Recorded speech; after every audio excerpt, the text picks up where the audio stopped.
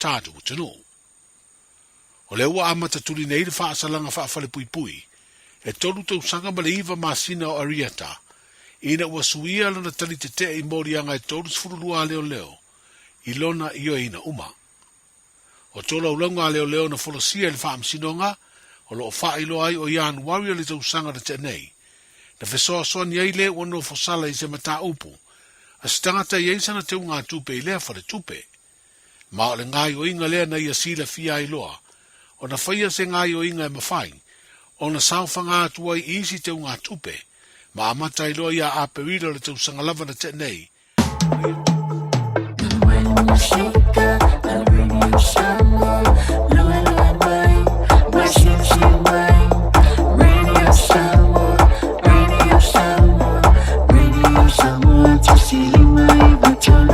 Radio Samoa.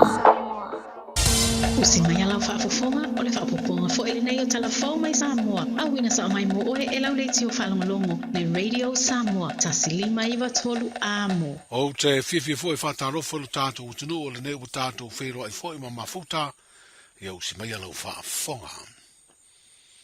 E tolu tau sanga o tapu ma whaasai o na toi umia le tamafitu fu tau sanga le matua. O ia leo Edwin Sinclair o Vaivase. Se lei sene ave ta vale ma whaasai foi. O na ia toi ave se ta vale ina ua wha mao niaru na morianga. O le ave ta vale wha atamala. Na whano ai le olo se ta mai titi lua tau sanga le matua. O whaasala tupe ai le wha amsinonga lea tamaa. I leo wha inga i se furu afe ta la. E lima afe te tongi le tua ātina o le ta mai titi na maliu le wha lave lave. A o le isi lima afe ta la. O le sala lea te tongi i te tonu. O le luas furu vadu aso. Ma a le usita iai. E wha asale le ono masina i le whare pui pui. Wa wha apopo i eima le se lau lima se furu i tū la. E ngā lua e fua ai mo le lei o tangata lau tele. O lo fua le nei wha asalanga i tū le lei mo le ua wha asaleina. E pe o le lua afe tā lama le i e tonga. Na avelo na ainga le wha ato e senga i le ainga o le na maliu. Wha pēle se furu afe tā lana tu inatu. E fesoa soni ai le maliu o le tamaititi na whano leola i le wha lave lave. Sa te Edwin i morianga leo leo. Ai na wha mao nia ina ua maea o na su eina mori mau. I le vāna masino a perila ma meo le tausanga te nei dua olua tolu. E tolu sifuru lua ngai o inga sori tūla fono na whaatino ai Arieta sengi fidi mangele. A o ngadue ai le whare tupe o le Pasifika, po le Bank of the South Pacific ia pia. Ma to e se ai se awala sori tūla fono. Se tino i tupe tu sa ma le fast food tasi afe, iwa se lau se furu iwa ta la. Ma le fast food tasi sene, o se mea to tino a le whare tupe wha apisi nisi, ilo tātu utanu. O le ua amata tuli nei le whaasalanga whaafale pui pui, e tolu tau sanga ma le iwa masina o ariata, ina ua suia lana tali te te i morianga e tolu sfurulua leo leo, i lona i o ina uma. O tola ulanga leo leo na folosia le whaamsinonga, o lo wha ilo ai o ian waria le tau sanga na te nei, na fesoa soan iei le wano fosala i se mata upu, a stangata iei sana te unga tupe i lea whare tupe. Ma o le ngai o inga lea na ia sila fia i loa, o na whaia se ngai o inga e mawhai, o na sauwhanga atua i isi te unga tupe, ma amata i loa ia a perila le tau sanga lava na te nei, o na ia to e sea se leni mai nisi o te unga tupe. O le ua no fusala, ua tolu sifuru lua tau sanga lo na soifua, ma ua wha i poipo e to alima o nalo. O le tomaia o ina le musika o se tasi leo ma tā tāpo o anga waa, wa si ti aile soifua au au na nisi o malu o le malo, o lo i tonu o le wha aide leo leo. O ia o onga ua wha ea ina ai sa mawhai, ona au sia ona o onga ia tunu i fafo, ma ua wha o ngā nei e sanga wha le le a tiri ai, le wha aide leo leo lo tautu ina le malo ma le tunu i so se sao ninga. Wa wha ailoa le mtanga ruenga leo leo whare pui pui ma le toe fuata ina, le au sia ai le leo leo sa tini sinia, le sunga ta vita tunu popo se tūlanga māwalunga, i le awa onga mō tai o wha aili po band leaders, ai o le leo leo ta ailua le sunga ia Carmen Tausili, na manu malo le te uvanga musika o le New Zealand Band Solo Competition. O ia fo i le urua i malu le malo mai lo tātou tunu, wana au sia lea tūlanga. O le ali leo ia constable tangata sa le utongi, o whaamanu e ina le awa onga o to mai wha musika, e tā ua o le MAP Musician Course, mo o swani malosi le le sitia, ma le wha le leo le wha aili, a malu le malo i Samoa. O le satini sinia ia tā vita tunu popo, na a wai se awa onga i le aonga wha musika, o le fitafita ni usila, ma whaamanu e ina ai le tūlanga wa ia ausia, wha pia fo i le leo tā ailua, o Carmen Tausili. O leo o nanga marangalu e ngā tausi soifua ma whaato sanga, e tele lu i tau ma whaafita auri e lo whenga i pēr ma lea tau tua e lo tātou tino. Pe tai e ui na wheteia i pēr ma whaafita auri e lo soifua nei. Ai o lea au nanga tā ua wale soifua le lei o le ola malolo ino tangata. Wāmana ia ma whaata ua, e ale se sauni nga whaafitai, na ta pena ina lea le mtanga aluenga o le soifua malolo ina, lea na fola si aise fina ngalo le minsta ma whaafitai le ngalo lue, ma le le whaalongolongo ti ngā o li, ma ta maa ita i tau si soifua ma whaato sanga. O le sitanga fau o tutongi mo lea ua unanga tā ua, ua ave ai ma le whaautuanga le minsta le mtanga aluenga, ina ia ngalo lue whaamaoni. O te whaafitai loto loto te, whaafitai loto ngā aluenga. Tasi alu mea o te whautuaina. O le Thanksgiving po celebration. I le tāua ia uni keke. Pe tāua ia uni mea ai po ntupe. O lau tāo sanga. E tāua ia ulo loto wa tapena mo le swinga. Lau fina ngalo e tapena mo le swinga. Ia whamaoni. Ia talia swinga.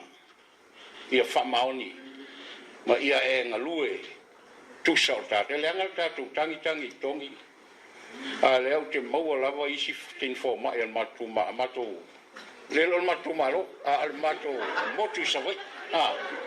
Na ona saini au api o ta fa. Ai fa peu te le o loa le li poti mai a. E fa atata la fonga. A fai o meia sa to manao ia swinga. Ia tapena lo loto ia talia swinga. Ia te pena lo loto, ia tu fatasi, ma toi fo'i le lei. Tau lau nga fo mota mo ta ua au matua. Lote ino mai situ lau. E le fafiti. Mea sa fai le lei, ma mea uma sa fai mal famaoni. Kele lau talvou le ua vai nei. Ia na alvali a tingilip. E musue. E manongi leanga a ao situ lau. Upu moni ma upu tino, wha mole a ua tau ma ai swinga.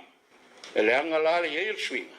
Pea na whea ngai PSC, ma le tau misa, ma whi nauma. O lau tala, ia tā ua le tu whatasi o tātou loko. A tina e le tātou ngā renga. O lau tiutia ma lau ngā renga, ma le tātou ngā renga. Ia whamaoni rumo le tua. Whatauina lo walawina. Whatauina le whatautoina oe maltau tinonga. Ia se mal whamaoni. Tala i o le nei aso, soifua. E silia mala se lau fala oloa i Samoa e mawhai ona whaanga i le talofa voucher mo whaatanga alu a inga. E le atua lava se 5 miru te lafu antuai mai New Zealand, Australia, Amerika, mai si antunu. Ai tau nuu i telefoni maolo e whaanga le talofa voucher e whai e le whaatau. E mawhai fui ona tungi e tuai le cash power whaapea le pili o le vai iso o se taimi. Angai loa i le www.pacific40.com e lafu ai se talofa voucher mo lo a inga i Samoa. Mo nisi whaamtalanga walau mai le olua tasi o valu tolu lua tolu po le info@pacific40.com. Radio Samoa tasilima ibatolu amo. Radio Samoa tasilima ibatolu amo.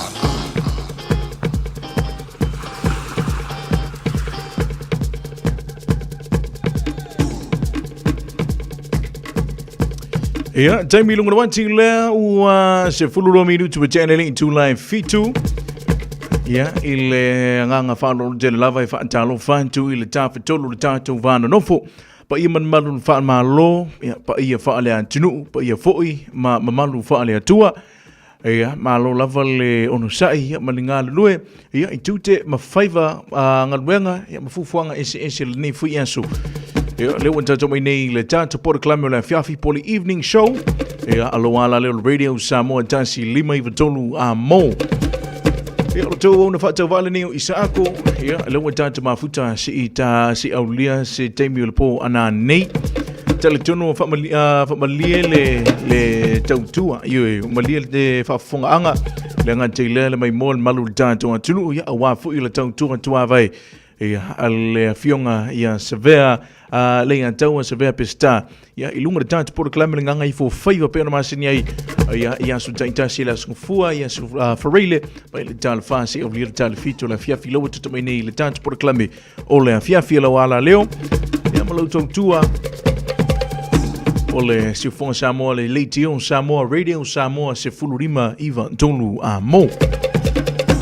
Ia, langa se longa le tātu pora klame pēna masani ai. Ia, se te wiluma, ia awina atu, ia tātu le avanoa, le avanoa malu le tātu aturu. Ia, awa fui whamunianga, ia, ma whamanatuina fo ia soifua mas whanau alma o ainga o home masani. Ia, mai el tātu pora klame na le vainga na le tātu pora klame. Tātou se atu inisi fo I o whaasisilanga ma whaalinga le o taunu mai nei I le official radio Samoa. Tāle valu le pora klame o le vao filifili peona masane ia sulua vea su taitasi ale tātou ala le radio Samoa tasi 5 a mo. Patasi mai le tō wha ia lofpo le ngati le sunga te mamatua ia vai poa. Ia whapea fo I ma le tātou malo whalorngia ia fitelenga ia asiava tui pea. Le tātou pora klame nei o le vao filifili. Talang whantu ia Amy Roberts, whaatasi mai longo le tātou Facebook Live, le ngati lea, le uso ia whaafatai a Musa, whaatasi mai nei Melpone, ia au se Talia, whaatalo whatafo ia le uso ia Eric Lassie, ia o tā Stiva, whaatasi mai nei Canberra, Australia, ia whaapea fo ia, ma le uso ia Aaron Sila, ia soifua manuia, I lewa fionga. Lupe matasila le sa lana mai fea iwe fatasi mai nai Mr. Chips East Tamaki ya ma lor soifua ma lo fo ile tawa taima le onsa I ngalo lo fo ile nei fo ya sulua ya tele tono watato sauni uma ya awa fo ile tai o tai o le ato fushi fo ile wale tai mo sina taimi awa me o pili iwe o le mokesi tonginga I o le rent talo fai ia e moni ia e le tango fiele e tau soifuanga la tau il vai temi nei ia wa foi ia wa lo lunga le ia tau o loa I supermarket ia ma me fa pena wala te mai foi as fia ia lo te mai nei le onga to tonu le masina ne o November ia ona o toi nei vai yasu ma toi nei yasu e ona tanto fa talo fa toi le masina o te sema ia le masina foi nei ia fa mana toi le soifua o le fana mai ia o le Yesu Kirisu yo Elo se fulu 5 minuto pe te nei le tu lai fitu tanto se antu le tanto por klambe ia o le alanga up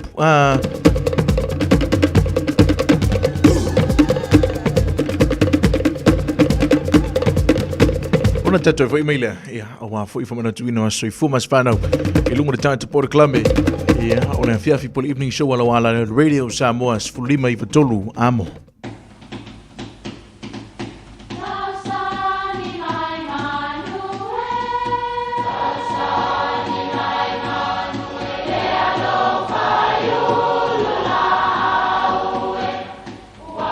E o whanga manu I o lulu o la au, awa e whawhanga I funga o la au. A o le tangata, e whawhanga I upu matala. O le mawhileo o alanga upu mamuanga ngana Samoa maona whaapongai, e a fua I lona sio mianga. O lona lea sao I le whaatufunganga o le iloa whaale aso, mai le tautua se ia o ina pule. O alanga upu mamuanga ngana, ua lanto mamanuina le tō whamanino a Samoa, mana tua foi, e tāo fitau muli le atunu. E talanoa atu, ai le talanoa manu. O upu e maua mai le whaangatai e tautai. Whapele mau, ese lava tau tai. O le alanga upune nei e maua mai I wa ainga whaale nā tura mpo o le maita wina o winga o manu. Winga o atu. Ia, ma winga fo'i o le mafua. E iai fo'i la tau tai e whaapitoa le la tau wa ainga I tū nei pei o na tā ua I winga o manu mai a. Whai mai e tala noa atu, o lono winga, o atu e wheo a I whaatasi sama noa. E wa ai se mafua e ai ai. A taua tu lava I se mafua, ia o na whato a ngā ioi lea, a e o whaatasi lava. O le vaenga lona lua o le alanga upu, a e le tala noa manu, o lona winga, e lele to atasi lava le manu ia e turi matai atu. Ina ia whaingo fie ai o nailoa po fea o iei le mafua. E le longo ina e leisi manu. E alu lava le manu ia. A e pale loa le manu le etasi. I le mafua ia po o le mea o poto i atu. O na whatoa whele le atu leo isi manu. O nei upu, e whamatalai tu ai ngā o langa o tangata pe a poto I se mea ua tula I mai. E iei tangata na o na o e mata ma whaitala, ai o isi tangata. E awai o na e fia I loa le mafuanga ma se taunu unga. Ai pole a fo I sea o onga taua mo I lantou e maua mai ai.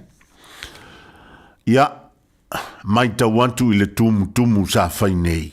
Ia e maua lantou na o mai lava e mata ma whaita tala solo. Ai ai fo I lantou na o mai ona o le fia fsosoni mai, ma ua moni ai le upo le antunuu, e tala noa atu, ai le tala noa manu.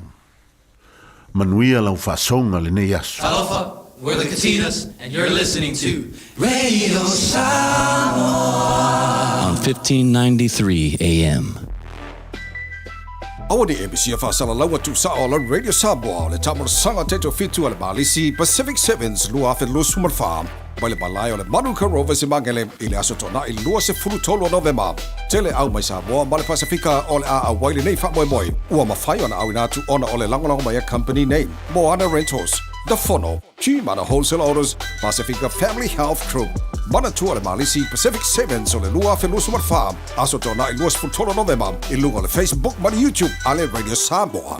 Talofa Samoa, o Atish Narayan, o le Licensed Immigration Advisor mo le Auckland South Immigration Consultants. E visosoani mo so se tu ai ngā visa e malanga mai e New Zealand po Australia. Telefoni mai nei loa I le o valu o tasi o no valu wha fitulua. Po le olua tasi o no valu fitulua tolu o. O le vitu au lele ma le vitu ta iala o ngā amata e mawalunga lana au nanga tau Early Childhood Education po a o ngā amata Samoa ma le Pasifika I mangele. E iai whaia o ngā le stala ma whaia o ngā lango wa lava tā pena mo le awa o ina o le whanau. E uti avanoa o lo o tutoe, awa lai te whaatuai. Ai lesi tala nei loa lo walo. Pala au mai I le olua tasi tolu lima, fitu valu, iwa fitu. Olua tasi tolu lima, fitu valu, iwa fitu. E whaatulanga ai se taimi e te asi mai ai.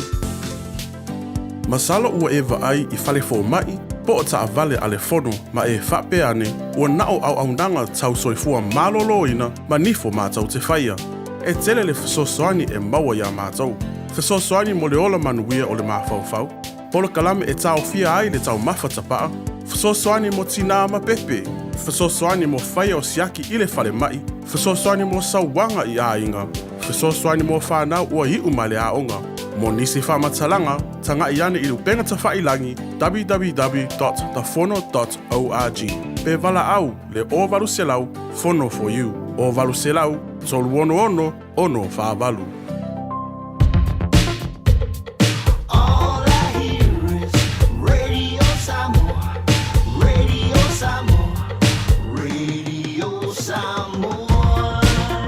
Tasilima iwa tolu amo. Radio Samoa, tasilima iwa kolu amo. Uh-oh, MEOK with 30 ground, let's go.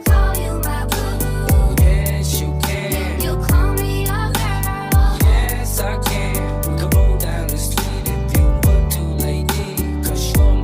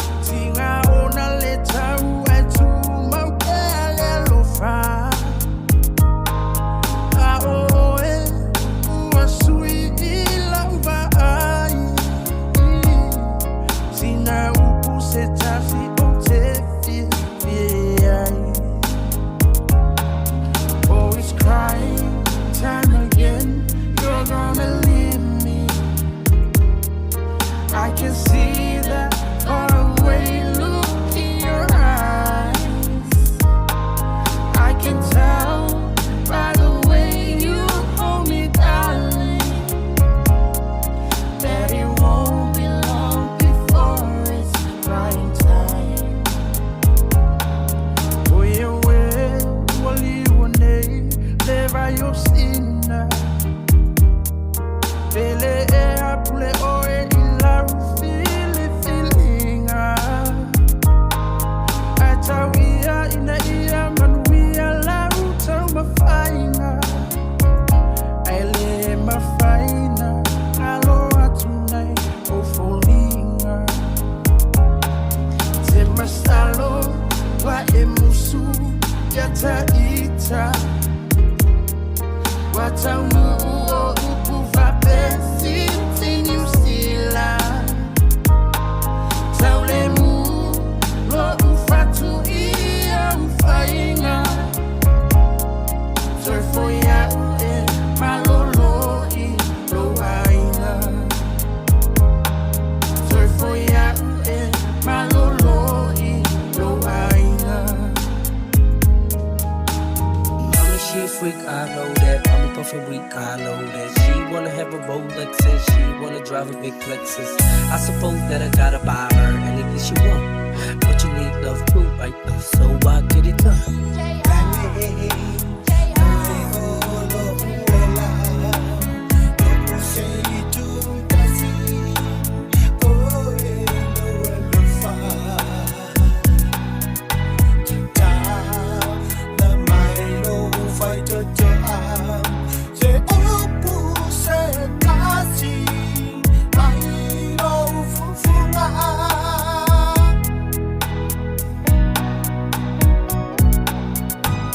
I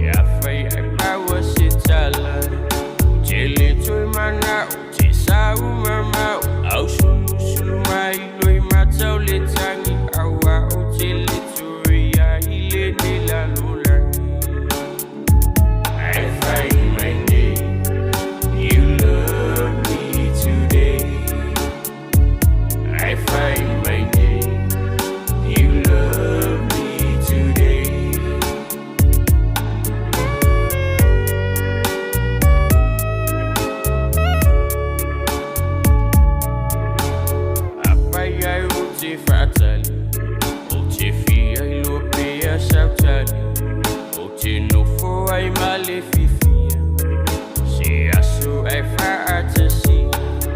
Utili to mana se yo o se aso ne to esuya olofina ngalo alo famane ua umalo masalo salo. I find my name. You love me today. I find my name. You love me today.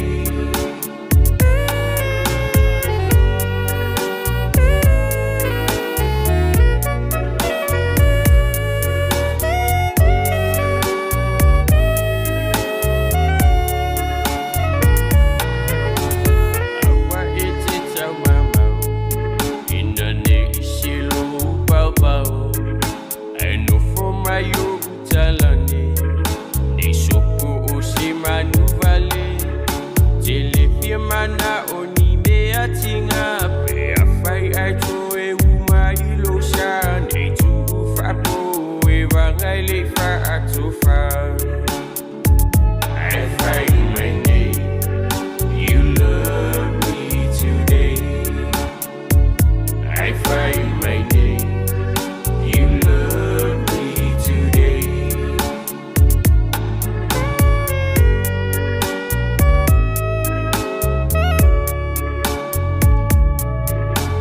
Apa uso ulanguna ay mauma wa yusiula pe afaya utalinga jatali iso alufa utili tuimana useyo utaya alufa maine ilusha umama awa utalinga ulefili uluta fafao. I find my name. You love me today. I find my name. You love me today. I find my name. You love me.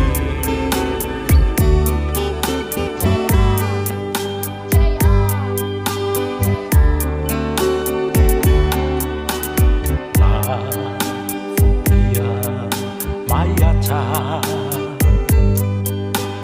Acha Olau Tala Tala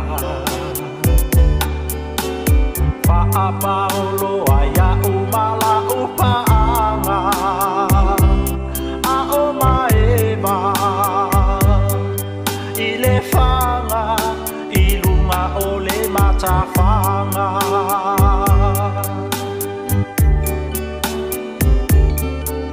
Fafati, papae, maingalu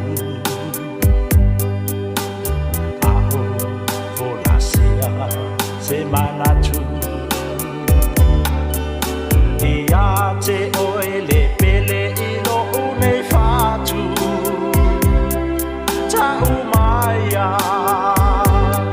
So alofa, mo ita ai etele yalu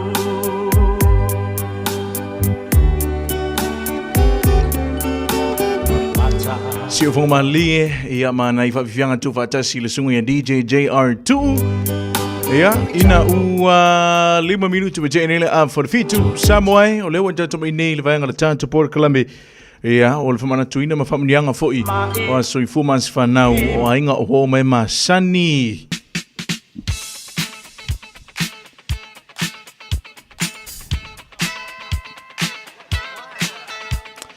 Ia, le lei Samoa lo matala tunili tanto leina. Ia, tolu fitu.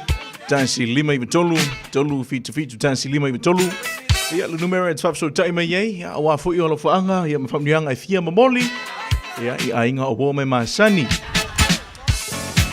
Ia, mana ia, lewa ye ile tanto niso tanto comments. Avanola tanto comment section.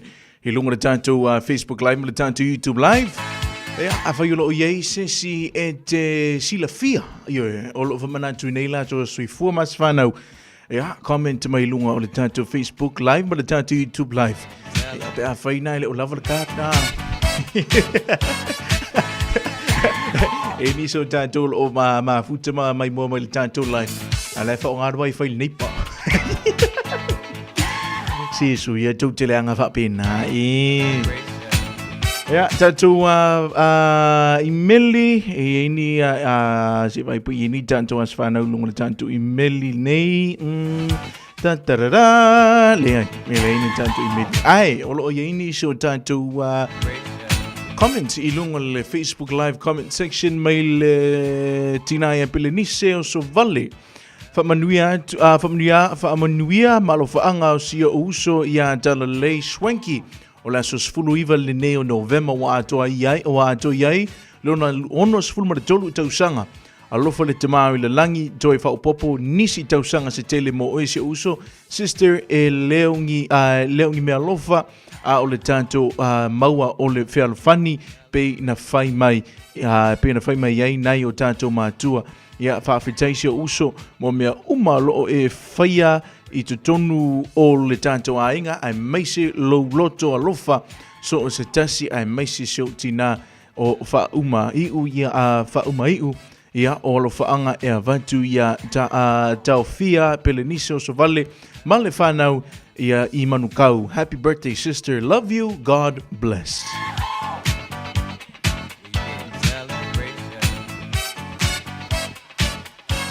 Ya, oleh na. Pak Talo Fat, Pak Tasi Maile to Finia Paris, Sham Cunip /right. Pak Tasi Maile West Auckland. Ya, jelo mauti noa po o telo ilo tele le no fuang holo te fawel te mai ta Paris. Alo faanga mo Paris. Ya melusu ya Alex ina le classic cuts. Ya, ina Whenua Pie. Ya, tonu le ini seo tātou wala au le taimi le nei. Ya, ola le fu ini seo tātou ko mini. Ole a tātou anga ia tui whasalonga whapi sinisi ona tātou fui mai lea. A tātou fui mai.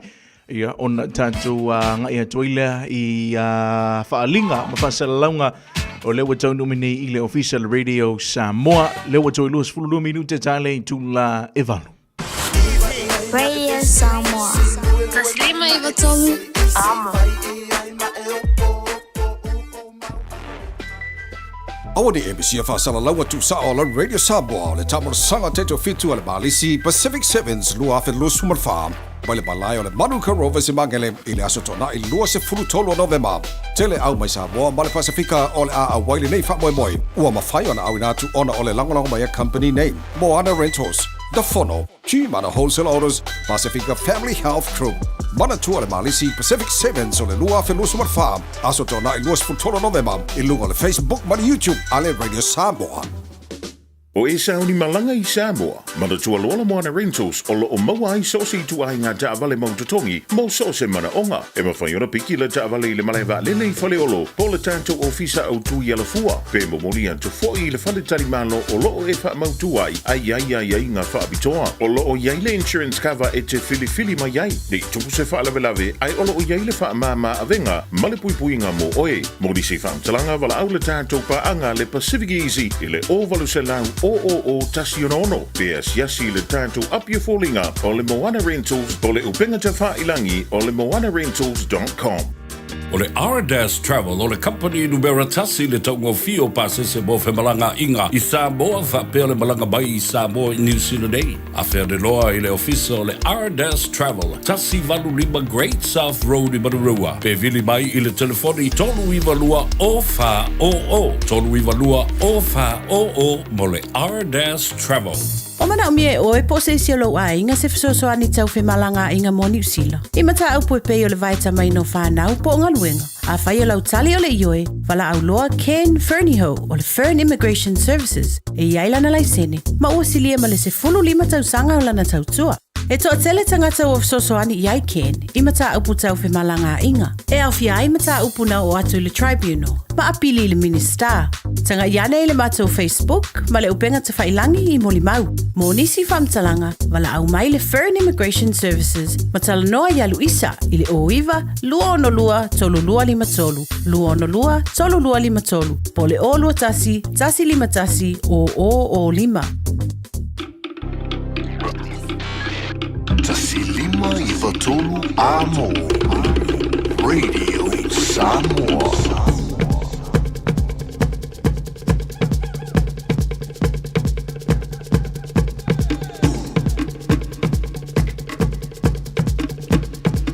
Ia, leo anto isfulu iwa minuti tale tula valu leo taunu umai nisio tato whaasalang mawhaalinga le tato official radio Samoa.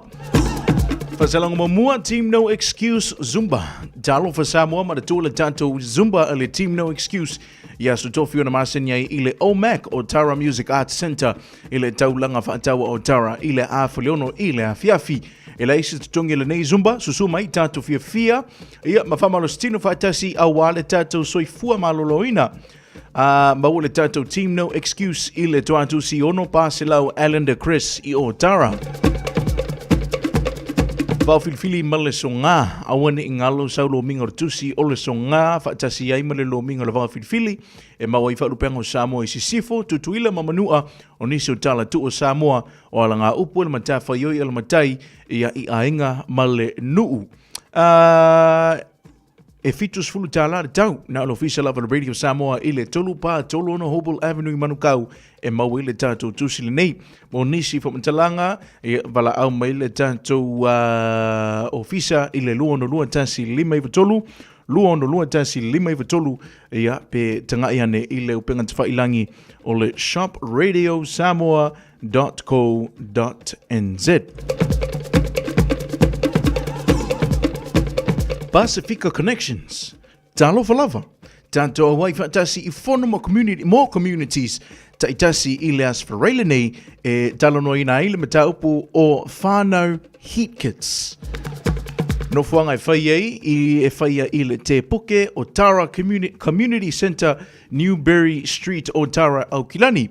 O lo whaafoe e Dr. Rotman le nei whanutanga. Whaafso taili numero o lo fitu lima toluiva o oiva o pe imeli ile vailima at failoafamily.org.nz. Sorry, vaimaila at failoafamily.org.nz. Tumalo o siumu. Toto ia sao le vau fili I pa ia faalangia ai maisi o pa ia faale atua tu low lava. Au le nei vala au mo le nei tu malo si umu I au kilani fa moe o le vai an sofou e taunu umai ai le tanto la kapi fitu mai Samoa mo le fa moe o le malisi au kilani nei. Fa manatu le ava fa manatu le ava fa atali malau tai mo le aso.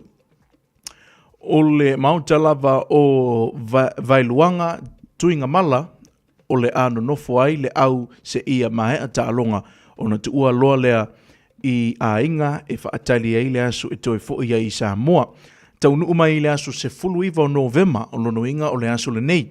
I le vaveau o lono inga o le tai ona le la tatu te whiloa I le tau le ono mo le whiloa inga ava whaatali toa tusi lua se fulu Kairanga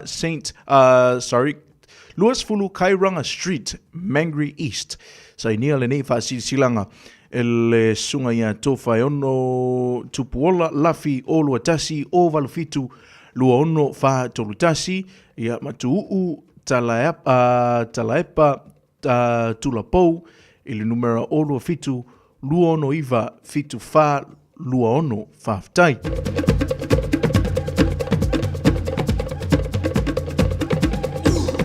Sa tawa I sa fata o le a ia I langi tapu au pa ia le popo Samoa au o sa lava mai le vavau e o I le wha vavau tu launa lava I le ava lava ma le wha alo e talo sanga ina atu talo sanga ina ai lo tātou nuu sa tawa I sa fata le pa ia I tama li I mawhaila unga whaletua matausi alo matama whanau uma o le tātou nuu ai meise foi ni o mātou paolo mani ngafa e malu ai lo tātou nuu I Samoa ai meise o le nea tunu. O le asto nai la so lua se fulu tolu Novema o le a whaatau nuu ai le tātou wha moe a wā nisi o fufuanga e tusa o le tātou tarusanga mai a lo tātou nuu I Samoa. E talo atu wai ma le nganga whaaloalo I lo tātou nuu e mana o mia lau soswani e ala I lo tau lango mai I lo tātou wha moe.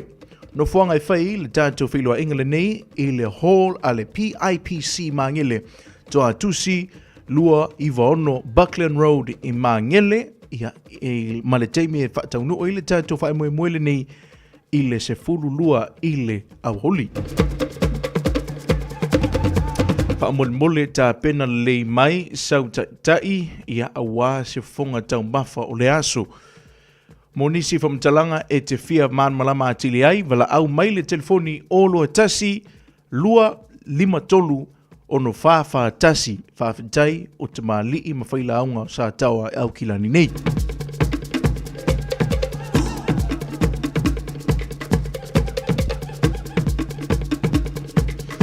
Tulu atu Samoa, ai meise au na tofi le tua i so se tafa whaitaulanga, fata whaitaulanga, o upa ia mau mamalu ta oto atu whaalofisia o tupu ai ole a ta utino atu le solo a le te maloa whaleata. Ma tau te tala ula atu a maleanganga whaaloalo e wala au whapitoa aloa ia atu wai le pa ia male malu hiou a inga uma isa ali ile tu pai o ale tau masanga ma le tu pai o ale lukiala pa ia ia uainga sa tunu mafono pa ia ilo uainga sa pepe le ngafa o a koe vala au atu maleanganga whalualo pa ia ilo unu tua mua pui paa sa fune ma le uso o alii wala au atu maleanganga whaaloalo i lo ui tu malo o falefata le wha a fio mai matala mai au tātou whilua i le aso. As freile le aso luas fuluiva November lua whilua wha i le tau leono i le afiafi si tau leono i le afiafi ia i le toa tusi se fulu Wickman Way, Mangry Street, Terrace Parish Hall. O le a tātou whilua iai ma le tātou tofi whaipule ale vena ale siva mai lava oe i lou loto mama.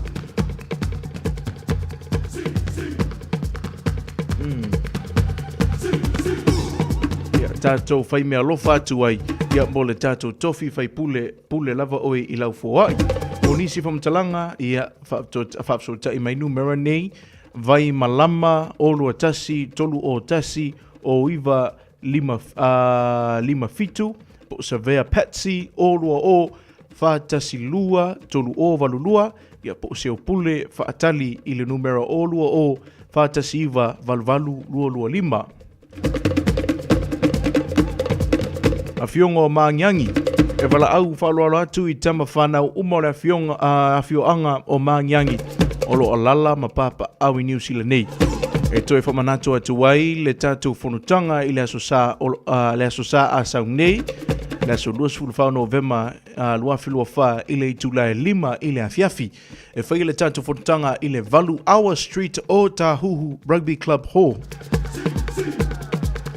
Talo atu ole a tātou whelua i le aso to whaina. O nisi whamtalanga whapsota i maili numera o lua tasi, lua valu fitu o, lua po o le numera o lua fitu o, ono lima, ono o. Ma le whalo tele. Ea o le nā Samoa tātou whasisilanga ma whaalinga nai lewa tau numeni i le official radio Samoa. Lewa tau e 10 minute tāle i tū la e valu. Ea, tāle valu a matali le tātou proklame maasani o le vau filfili e pei o na maasani ai ia sulua vai asu taitasi i le tātou proklame la fiafi. Ai, mafutu mai pelo ala leo radio Samoa sfulima i vitolu a mo o le a tātou anga i atu ia inai whaafie fianga ia whaapea fwoi manisio nai nisio pesi ale nei fwoi a fiafi mo i tātou ia lo anga i atu ia inga ia po mauta fwoi mo po nisi fwoi o tātou lewa a matali sifi po. Ia, mafutu mai pelo ala leo radio Samoa, tāsi lima i vitolo a mo. Sunga ia tuna i matia, Junior Vailua, mai peso whenguina, Sally Lee. Smile. E tau na whatau wale ni o isa, ko mea statu maftanga se au lia se temili po, anani. Io neka lusa li, male fine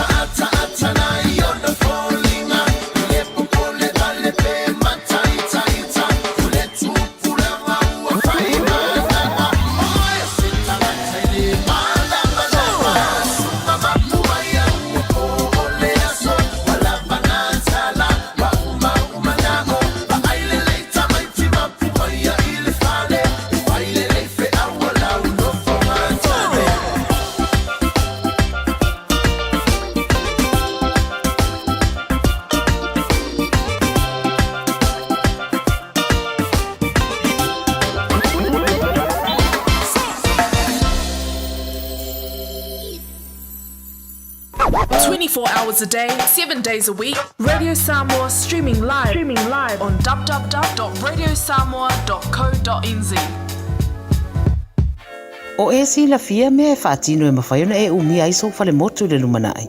A whai fo i fale motu, o e sila fia me whaiona whaatino ni isi o fuafuanga e whaonga ile equity o lo fale. A wane e misiere por kalame o le malu I fale.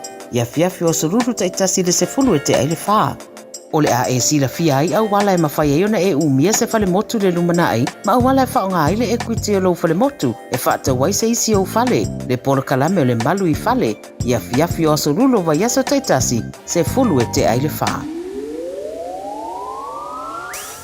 Afia maua sosa, Omega ka, Iana lowi moa, Omega ka, Sagale tau fie, Omega ka, Fili mai loile Omega ka. Omega Cars, lua selau Diabetes Drive I Manukau, pole telefoni o iwa lua fitu lima valu tasi lua. Susu mai Manukau ne, Omega ka. Malole Kesile Omega ka.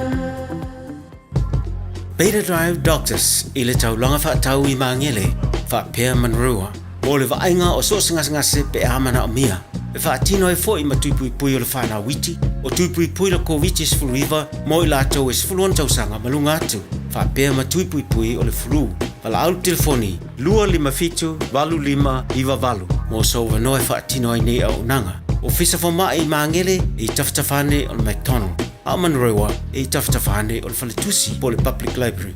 Beta Drive Doctors Clinics. Radio Samoa.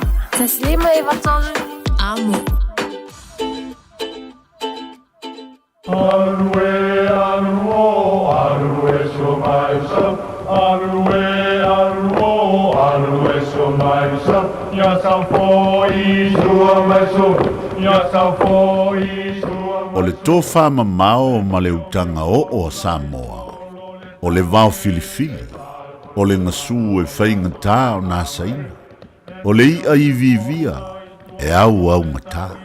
O le fue lave e le whaingofie lona tala talaina. O le papa mausali ua uma o na mamanuina. O le nei polo kalame ua whaingoina o le vao filifili. O se wha manatu, o se whangufangu o anga nuu maanga I whanua, a wale fuanga lalovawa. A o si olo pito waa le tantou polo kalame le au wha fuangae, ia mau le to vae, a wae tau fi ese le atunu. Ia manuia lau wha sausaunga I le nei po. O awanganu o te fia ian, arue, arue so myself. Arue, arue so myself. Yasafo Isua myself. Ya, ole taimi ilo ia ilang ole wati o leo alua minuti wa jai nele I tula e valu o leo tato mai nei. Ya, ile tato porklame ole vanfid fili a pe ona mase nei ia sulua ilungo de tato porklame la fiafi iwa ia so taitasi ile tan valu le ole po. E fia le nganga o leo fatasi mai le tato le sa foi ia le tato porklame le vanfid fili. Ia le to file of po ia sunga le tama tua ia vai poa ia fa pe foi ia male fitilenga ia tu pe ile nei foi ia fia filunga le tatu por clame le va fili ia ole la fortuna le tu a wa foi fa foi no le tatu por clame ole va fili ma lo so fua male langi ma Allo lava fo mo ma langi mai o ko inga ma ko ka ko kalame va pe voia na uri ro fe ngai mal ko kalame ngai fiafi malo la barka wa kai inga la vo na kele ko ngai fiafi ale fe an ko ka ko kalame fa ko ngai ngai va yasu malo so fu vai poa allo fa vai poa allo so poa Kupea malo la Ako kapwa yak. Ya. O hori lau makang o firma. Nga ku foi wa. O nga ngai fu foi le. lai ro ngofwa ko ngofwa mai ho le kelo tiu te fea nga ruenga fo ele tunu ele ngai kai tato o tunu I Samoa ia fa pe ta fa fio le le lang te le tonu fo I fa tai le tu lo na lo fo na ngale le te le tonu fo I wa tau fa pu el matila ma le ofelo I lo tu soifua mo lo matu wola ali ya no fa fo fa tonu ina le nei po kalame va yesu uma ya ma lo tawata ma lo soifua mo ma le langi ma te le tonu fo o ia o le tātou o tunu mai lawa le taisa Samoa tu manua se ia pa ia le tai ulo na whanua o ia ilo manatu o le awhase tua ngalu pa ia ele popo te tonu foiwa no fale ia sa tu ia ma ia e whatalo what pa ia maurungo le tātou o tunu I tufu mai ia whapea foi no malu I whale kōru whale tua matausi sa wao e o ahu ia tātou whanau taro fo fo ila finga lo ko ia le tuo lo fa fale le malu so spat foi taula se manuia o Samoa nei mata yao le ngate tato o tunu ia fa te futa foi fio nei lo lang malo so I fo mo lang I ba se tonu foi le nganga mo fa mo mol te mam tu ia vai kwa ia fo to fa tu ia tu pe ma nei mo le fiso le fa sala la o le tio ia au fa ngalo ngato fi le tuo la to tal manu ye faiva Samoa e maisio le nei po kalame la tu tapo inga ali ya o kalame fu nei o va fili Samoa ya solo uma ya ya le tali tonu vai tata longo pem si fau tato o tnu e fu le o pu sa tato tele no ai fu nei vai so vai ya le tali tonu o le nei la po kalame o le tu fa inga o lo fina ngalo ma so mato nato tato le da ma ia sia nga ya ia le li a fa fu e sta se le nga ire nei po kalame e fa ta fe le wow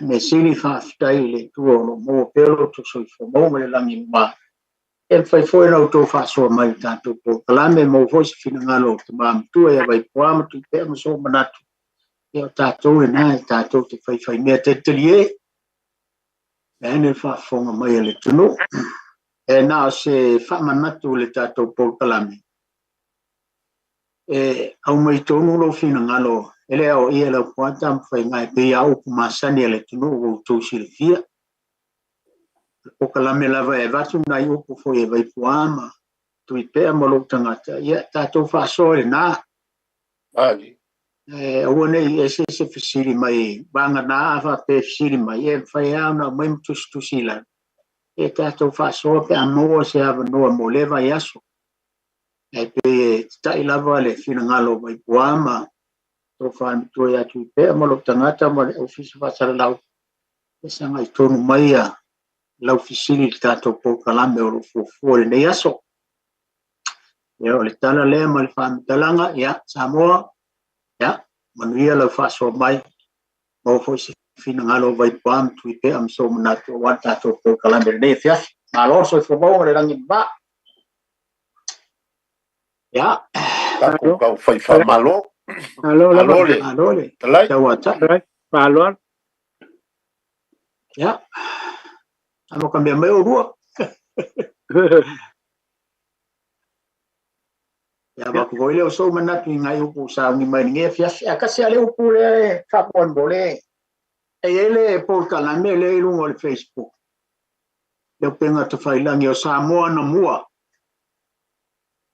ba sandia na u fa so ai ma nei e pea o le winga fo tato po kalame alo ele u o lo fisili mai e po le atu le winga le u le fa poi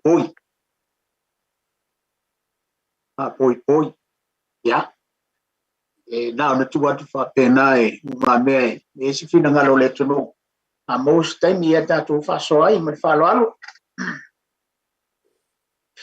alo ya ana ka ba mai ko pe anga wa makamaiele ele ka i o le soa o le kako por kalame le. Ya, lava pela ngai. O le wha poi poi. Lava kupea ngai upu ia. Ia mare upu leo le wha poi poi. Ia, pe o le upu leo sa uka ko le ngia ngele. E lau wha whelo inga ua. Tau whai pu ele matila ma leo wheloa. Ia. Ia kasi ngā upu. Ai. Ia. Ngā ua ku whape ngā isi. Kaimi ka ko whasoi. O le si upu longa lua. O le ngalo e ngase I pa au. O le ngalo e ngase I pa au. O le upu lo na tolu. Ua malie le papa I ngala ngala. Ua malie le papa I ngala ngala. O le upu lo na wha. Ua whati sina nei le ngalu na ia valoa. Ia, ngai upu ia whae. Nā kua kunu mamea le tatu o tunu. E whasoa mai ai mous. Taimi a wasu so manatu. E whapea fosi kina ngalo te māmatua ma. O whantua ia vai kua. E o lau lea sa uni ninga ni ne fiafi. Alo. Alo. Ai. E wakile, e alua, vo ile polo ngi o whaka vale ngā sa ungiungi. E o. Ia. E le foi ke. E kalaia vai puape e ingi meo e. Ai ka kongoange ia I le whaiva o sale. Aula lewo sa mai nge e fiafi. Ia, oke, mga ko kusaka. So mga ko mo sa ufo singan. Ang o le ai me yang no ba ko ba ya so le fa bal malama. Ia, e. Na bo ba ya le. Ono keda le tu ono pa kan mai po le ale wi no me yang ba. Ia. E de sa ka pala mo le upo le kongi pa ka le api. Ia. Ia. Wa malia pa fonga le tu la fonga fisili mai.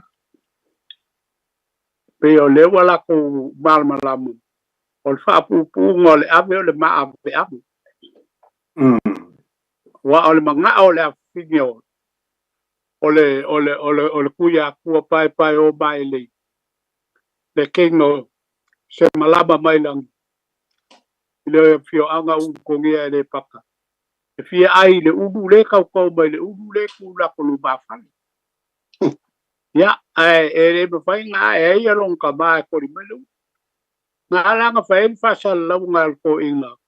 O ai ia ka nga kai pa u le udu bea. Ya e ngofo balo nga fiki. Ya nga la fa me ro ko lo le. Wa ku bu ma nga ya. Ya. Wa kwa fiu le ai a ro ko lo le ka ko si u mo fa ya alai. O ro ku ta ala ku lo wa fi ko fi bo se ga ba. Ya ala ku mu mai ale ya le malai mele. Ya ro ku lo fe si di por al mele ku pu ya ka wi e di foro bo ko ku pa ola nga. Ola nga ofi. Ta ave ya male afo. Ya ro ku lo ba ro ku lo ya kongi le ulu le pa. E fa me ro ku ale pa ka u ma ave le ulu le ka pe le ko so ba lo la lo bo lu. Ya pala si ba lo bo lu. Ya ole ulu la nga la ke lo ba la o ngo ku ma la figure. O ku ya ku. Ya pe ole ku ka u ala. Ko ia pole au ma ave pole. Ale me ka o pa u le. Ko la ke ia la. A fa pu nga le upu le nga ba fa pu pe ya ma ka ke fo a upu. Ya em fa yang ka ko fa pu o se fa pu nga si yo ma nga ya le la wo. Kongi pa ka le abu. Ya wo kongi pa ka ma ave. Ya pe o le si nga va ngole. Po kala me ya. Ole be fo ile ole. Olo ngoi puloku le mapu kai. Ya al kala mal malaba ile skala fa pe kau fai. Ole be nga kupu le kau le ba le ai sa e male ai si. Ya le nga mpa ko ila lo po poil. Le ai sa e fai nga le ai si. Ole be la nga kupu fa polok nga I ka le ai sa e le pio le kule ai. Le la le kala le fa pe a e ka ka ngal ni. E ai so le bun. Mali. Eu lalo ia lima eu dunga vai. Ya, ole me o wa era ka malo leo. Kai wa ko lao, ya ba puya lo yen ba puya nga fa me. Wolo ngoi pulo kul ma puya kai. Ya elo nga kulai pulo. Ya lai fa fo ba ye le kama leo sabe si leo. Le ye malo nga fingi nga fa mua. Ya nga ba fo fa leo kama leo. Ko la se fa nga le a tui ai mele ang polonga ya la ko ku e kula la e ya onga fai mai le kala e kasi ala au nga kupua i polo nga la au le ole koa ma po fau lol kaba ole la au le kaunga ka ingi la au e alo nga fide e rosi koila le la e le upu hoi lea ole la au e ku a woi e ku fua la au lea a le o yen fu fua nga kupu a tavesi uleo ole aku lalo fa ingi la au ka e renga fa ku e kau wa ya ngam ka ku wa nga fa mo mo lo le aso e fu fu ai la kala au ya lu sa be si lo kala au ka baila au e palasi lu du la au ka sam ya fa pe lo le o sa be si le se sini langa se fa boil ko a se ya dia ka ya o ku mai lo le kala yo le usunga baina lan ngal ka e koso yuka la au le akala au a koso manga la au yo bo so a ko pule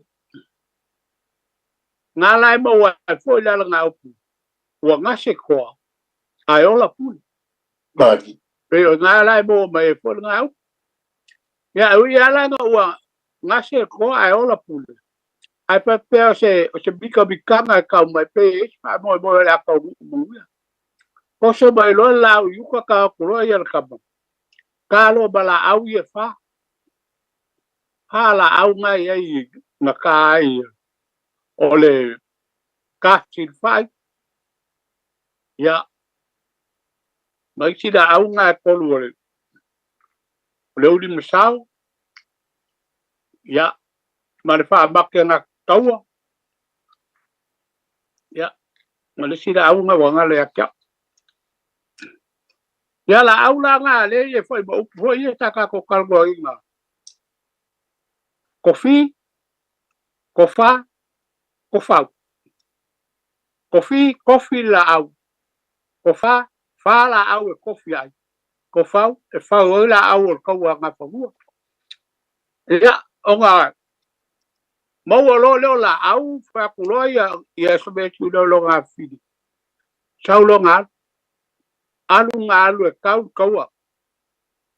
kau nga ma oi apa ia le pai pola sua le kudi awale di yo ai yang kau gu le ya nga ma ba nga lu lo kenye kau ko vai mai ka e ma kau kia le ro ko ka pa pe ai se ko ai te o le ler ki pu ko ke ge vai mai ya ala ka au pe ku mila le ala ka ba ka ya a wale se be mo fai wa lu ku ya a wo ska ila ke ge long ka ba sua le kudi la ga ngai ai le di ai nga che di ku ma ka fa ngal ka ba a le uso nga o ka ma o le ka ba ka ma ya pe ole winga nga ole abakanga benga ole bele longo e puloku ma pokai wo ia le bau fangalen ngasi koa e ola pu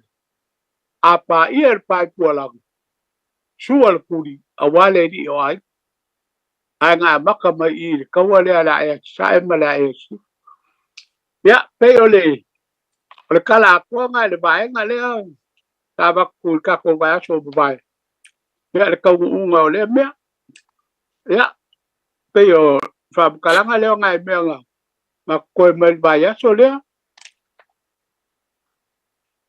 Alo? Alo, Faftai? Anaya. Wo ia le vau I whangalele. Vai pua. ole ale wai pe e kau ese mau fo io e mau ale upu le po le upu ale sa umale kala le le ai o le e sale o ia de bao whakale ia au o ia le la au okay e ese le o ia de bao whakale ia ese le o ia o le la au okay e o ia le la ko so la au de whakau le bele kala wai te besi o la au le ku ai o ia o lan a pe o le winga ngā le o la au wa ku ai o ia ia e ku fua le la au le a le wa el fu fua ma le be fa ya pe o le winga ngā a le la au a le bele o le o ia le bao whanga le ia pe o kala fue le ku mangua o ngawhai o ngā o e ka penga bangi mo le lei o le fu bola i whanga le e ka dia le sua mari e ko pe a fio ba ia pe o le se senga ngā mo e u whengu mia malo le lango falongo tu e ta ua ia le vau fangaleli ia misalo lai le o ele o sao ia mana ia e la pe fa maria koe e se be rua o le la au ku ai o ia ia male o ia le vau fangale e lua la ngau o upu le ai o te loe o lona fao ngā ina e winga fatasi ma upu fo i e loloko a le sami a wailoa la uia mo ia e lave fo i le vao a wailoa la man pe o le winga fo i le fa pe a fa matala e fe alwa i mai a le mangu kua o lo o umanga i loa kue o umanga i loa ka ngaka le me alu i longa langa vae ma longa langa lima ma longa kua la ma me va pe wailoa la man e loloko le sami wailoa la ui e feo i fo i makau fe ai ma uluri le moanga a ui alai feo ai ai ia e feo i fua makau fia kau pe fia kama mal losi mai li sami ai o mai ai uka o manga vai Samoa o le ulu e ave ia ai o le siu e ave ia pe o le winga lea o la tau kilo tu ia i upu e ainga fatasi male o le la au e ku ai o ia pe afa pe ua o le winga le na fa winga ia i sa versi leo o le la au tu fu le koa a o lo ai kofi e kofa su e la au fa le kaua ia na fa lo leo la au le tau pe i wo manga nga fa tula i ka ke lo ai e si mai ale e amo mai ale mangu o kai lo akua o le kualai ave le foi au ole alanga vai ole alanga lima ole mau ka ika le foi o pole ole kula fa ya ave lo sa su e vai mai si kamali yo ave ngai vai ngai vi ole pua ai e fa se e ia ngai vai no kuma ngai ali mo kale lo po ile ula ko fia le pua ari wo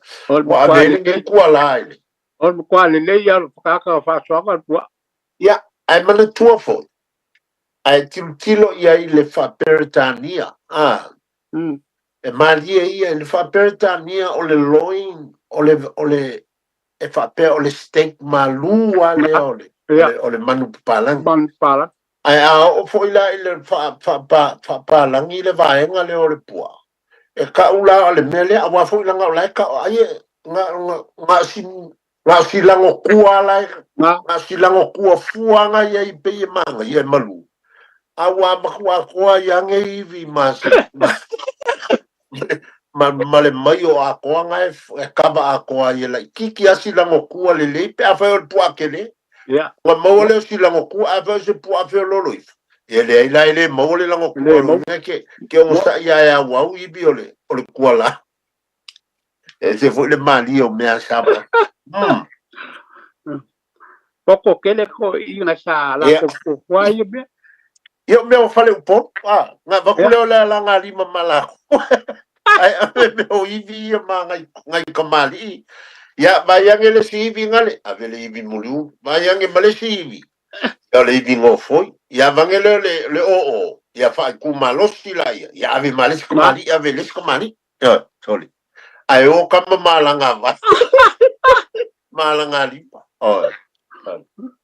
efe ia Ole ase mali ia ali mali ia kamali ma fai veu ia va fo mai o paua o le kufanga o le mangpal o le mango sabo se kulo ia ka ko fo le si ku ku pe ia o la fai bai ku spai o le na ke fai fia o le ala ngari ia se va ia ka ko fu ala ia pe o pe ia se ka u o le ia va ole ase lua ase lua ki kau ole pule o kofi ko fa ia leu ka ko malama ole kofi e ole pule ole kofi ia al tofa ya wale malama o nga fa pe fa kau la au fa ia o nga ole nga foi le fa fa le ko ma foi o nga e fisu ya inga u ia aya kilo le la sa ole fa mai kofi le la kofi ala ko fa mai kofa ia o la fa lo e fa o ai nai e isi tu la fale iam ke lo manga e foi fa so mai le tu pe e o fa kasi upu ye lua a lele wa mai a un kofi kofa le la au ia e foi lele ia foi pe o le fa o ai le nga le pe o fa mal mala mai le e vai pua lo winga o se mea wa uma o nga mo uma fai ia uma nga vai wo uma nga pai lango wa ka o le le o ka o nga le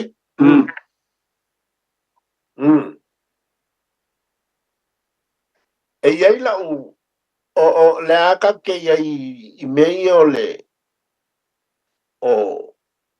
o le tofi po wa uma nga o kule la au ai o ia pe o le kaku kalango I mea o manu o i tuunga ma pe a fai o awe a fai se e iei mea na o fai nga o wa ia I fo I pala po konga ngo iei nga o kangola ia lea nga o mai ia ma kou le mantu e kalesia le vai inao le lufia o ta mafa o nga o wa aile iei e mangko foi la e kelenga bakuman o manu fo ie kaulo nga umu palan ia e le mau po fonga le o kamanga nga kwalu male a koa le kua iao lau eo o ulai masani o na o fa pe mai la e to ai se ngati o ia se kulo mo le maku e kalisi a fa pe ko se ngaki o pakele po le tia kono po le sosoni po tamaita isa po ai ia e masani o na o ia o fai mua le kua le mangu a wa aia kue le maopo le lei mai le ongo mea o kango le fa pipi I ai ma le alanga se kasi o alanga po le alanga vai po le alanga lima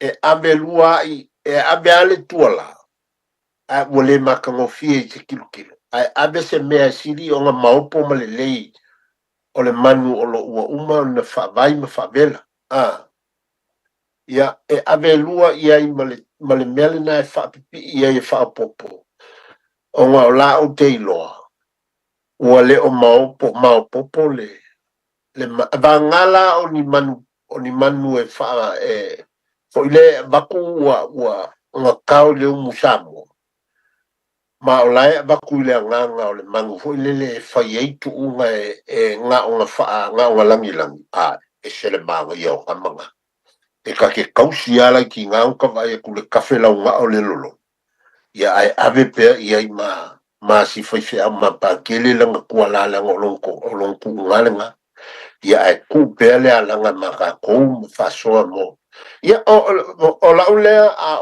e fua fo lele la ka vai i le te pule ta te vai atu ale o maopo le lei le tuunga i le mea e se mai se amenge i o le kuore man ale maopo le lei o ke kango fa pipi ia i ma se alanga mai po se alanga lima e me se o le alanga mai o lai ka o kole le ia i le tele o le vasasui na avele ave ile ta ia le fifi au na ia nganea pe o le winga vole le ia nganea le lei ia wa ka ko masangi fu men o se ka fe feri se pupula nga maka ngi ka kali wale kusaya ai amai angi me bli nga ponga ibi me ia la mai fa ia ka ke kangola ia le fa ia le wo fa so atu le me wala nga o me ia tu tupu ia so me se mo ka ko lo fa ia nga nga fo le lufi ia a fo no kilo le fu le la ka ai ele fa pe ia fai ko la avela ia a va ia ko wa male pe ai avea o ia ma sei si me ai ma o pole le fa au me fa ma ia ile ia le ku o le nat alo ma ngai alo fi ngalo ku ke vai ngale ai i ka ko ki ke fa fai la o i ko mo fa nga ele ma fa o ka ia chaula e pule bia aba ia ko male pe kula la la me ave le ave mai vai ia mani ave le be le ai abo le me se mi le ia e fa la ma ka le ai lu fia le te fai me le ma fai me ma nga ia le ka le le ino kai ka le ka ko mani la fai me le ti ai lo fo la solo fina ngalo le upule o fa poi fa poi ia aba kuia se manga ku fa pea o ke fa poi la au ku vang wa o ka si le u pole e ko fa ia le mani la au ku vang po la au ku mang e me si o la au ku mang a fa pe ho ile e le mang e me ko mai bang vai le ale de fa sa le ku ko le si la au ku se yo ai nga o me na wa fa me si fa poi la au ku vang o pe ko la nga ya de balu ma me e ai fa me fo isi fa poi la au ku vang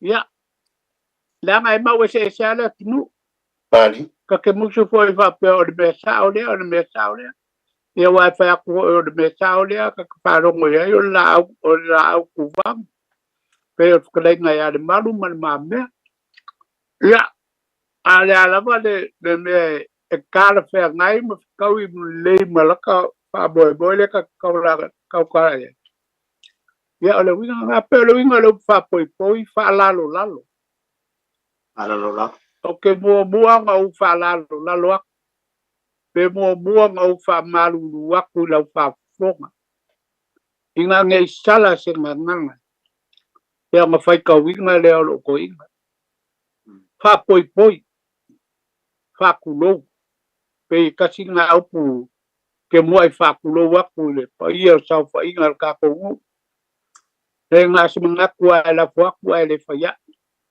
na la va me fusier ka ko ya o le mea nga ya pe o sa ule cho so nga ko le vai nga le po alo e ole fa poi e sa mai le upu fa poi ya ole fa poi ole fa muta ole isi le winga ole upu le ole fa poi o no winga fa ngata fa muta a faila e fa poi o no winga ole mea ia ile tua oi e pe i e kapa e le winga konga lenga mai e a fo i e vai pua fa poi o lona winga ole mea ngata ile e fainga tante le faitete ngata le vata puia le vata puma mali ima ona faangale ole upule na awai ya nga kele o lopo ko fa fonga mai ia vai le o vai mal mala makele e fo le mawala ko ia ile nga le upule o le fa poi la au tu ivan awa o te ioea ole upule nga ole fa poi la au tu ivan lo winga e a fo ie ole upu e fa matalai le vata puia lenga a mangi e a fo ie lo winga a fa pea e fa poi se mea ia a fa pea o se ila foi lea le mea foi lea o le maka le ola i le tino e fa nau mai mal tangata no foi mai le ave fa poi lo winga ave fa ngata ne iso solo ai pe ia i foi le upu foi le o le fa poi e tu tonu o le ngana fa malofi o le langi malofi ia a tonu fa so mai e se isi po e se winga fa pena le upu o le fa poi ia ua mangingo ale le o manga o te ilo le upu e sau mai le upu le fa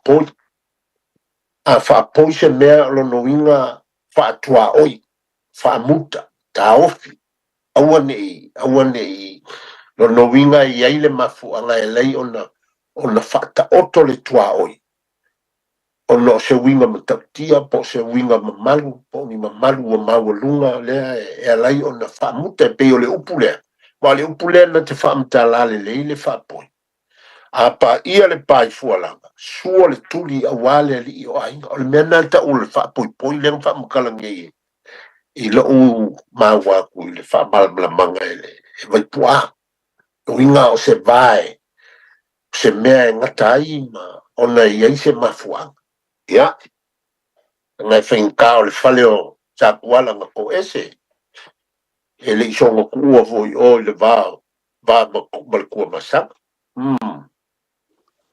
ia wai o le le langa upu ho nga le whapea whapoi whaila mea ia o ngā na kogo ai o le sa wel whapoi whaila mea o le kiukele o le whaiko ali o le wai kele ila o kamaki ke vai ai whaunga me o le kaube ia whaunga me o la unu manga o le ngale wapu koko ia ngā mai le whiula e fo ngale ko whakuloa wai kele koe ngā ila ia ngā whapoi le e whiula e le asu ngale whapoi whangaka aua koe solo e kele a ngea lai ma fuele upu ngā whapoi whaila me ali ia tua mai lo le ma le upu whapoi poi ngā upale ni le ala ia le le ngai whakala e kuta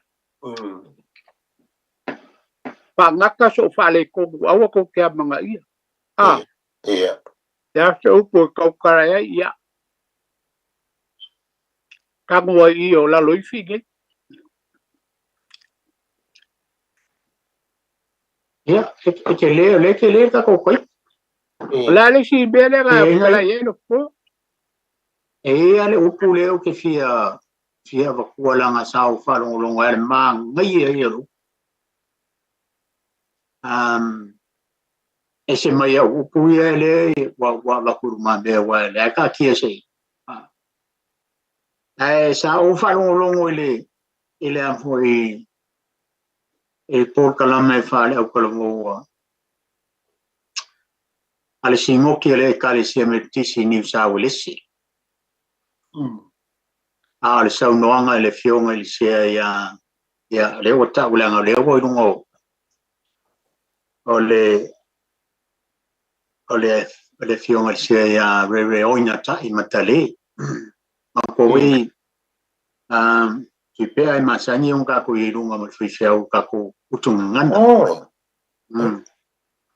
ole wa sa u fa longo la ile upulea mo mai ka winga e sel manga ia le upu voi le fa pega ko sui fainga e tu mau fa vai Ia. Ai whamatala e whai whiau. Mai ane auna pa ia mona maru le whiunga sia le kale sia mtis. Sui whainga. To e ilo whawai. Ole, ngofo mau mawhau. Inga wako e whamakala mai e whai whiau le leu. E sa ole le, E le ma whainga sui whainga pe a whape ku mau a whawai. E ma whainga sui whainga. Ai ko ilo whawai. Sa whalongolongo e whamakalanga e le whai whiau ia. Wo ka ua hoi alanga sa e kako po kalame hoi e masangi o nga. Sa ongi le loku wha ka koupe a makar ka kou utungana tuipe. E o whamo ma whau waruanga po ma whau i le winga o le saunguanga ale sia. E se manga ia. Mai le ai. Sui whai. Ai koe ilo whawai. Ia. O lae saungo le whionga i sia i kongo o la kou o le e kale sia. Wa la kou ilo whawai. Ia. O la kou ilo inga whawai koe sui whawai. Ma whainga le kale sia. O whale o mawhau. Ole manga ia. Langa leo pe o kako oa le upulea. Kako oa e sui kako whainga e ku mawa whawai. Ia. E pe o koe mangaku hoi le upulea. Tui pea o mo leo a sa ngole. E se manga ia kia uia. Lau le wharongolongo.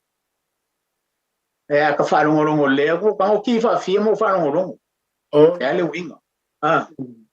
E o ku mai lo mana. E se manga ia.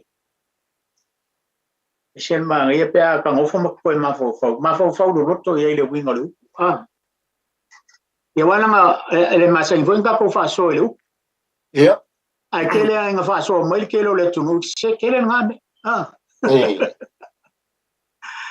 Ia. Ai te wo whanongolongo le saundoanga le whionga sia. E se manga ia kia. Malau whanongolongo. I whawhia koe whanongolongo. Ko le ale winga ko.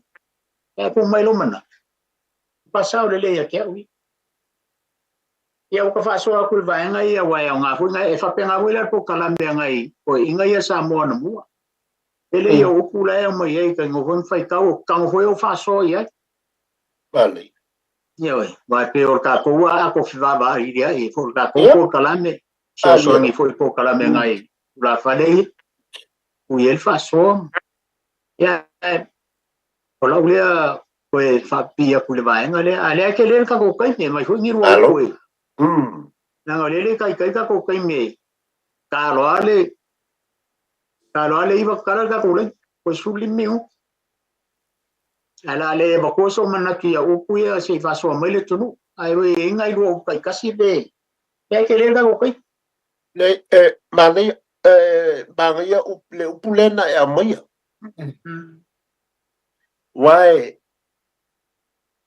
ole mane tu fo ya fata oto se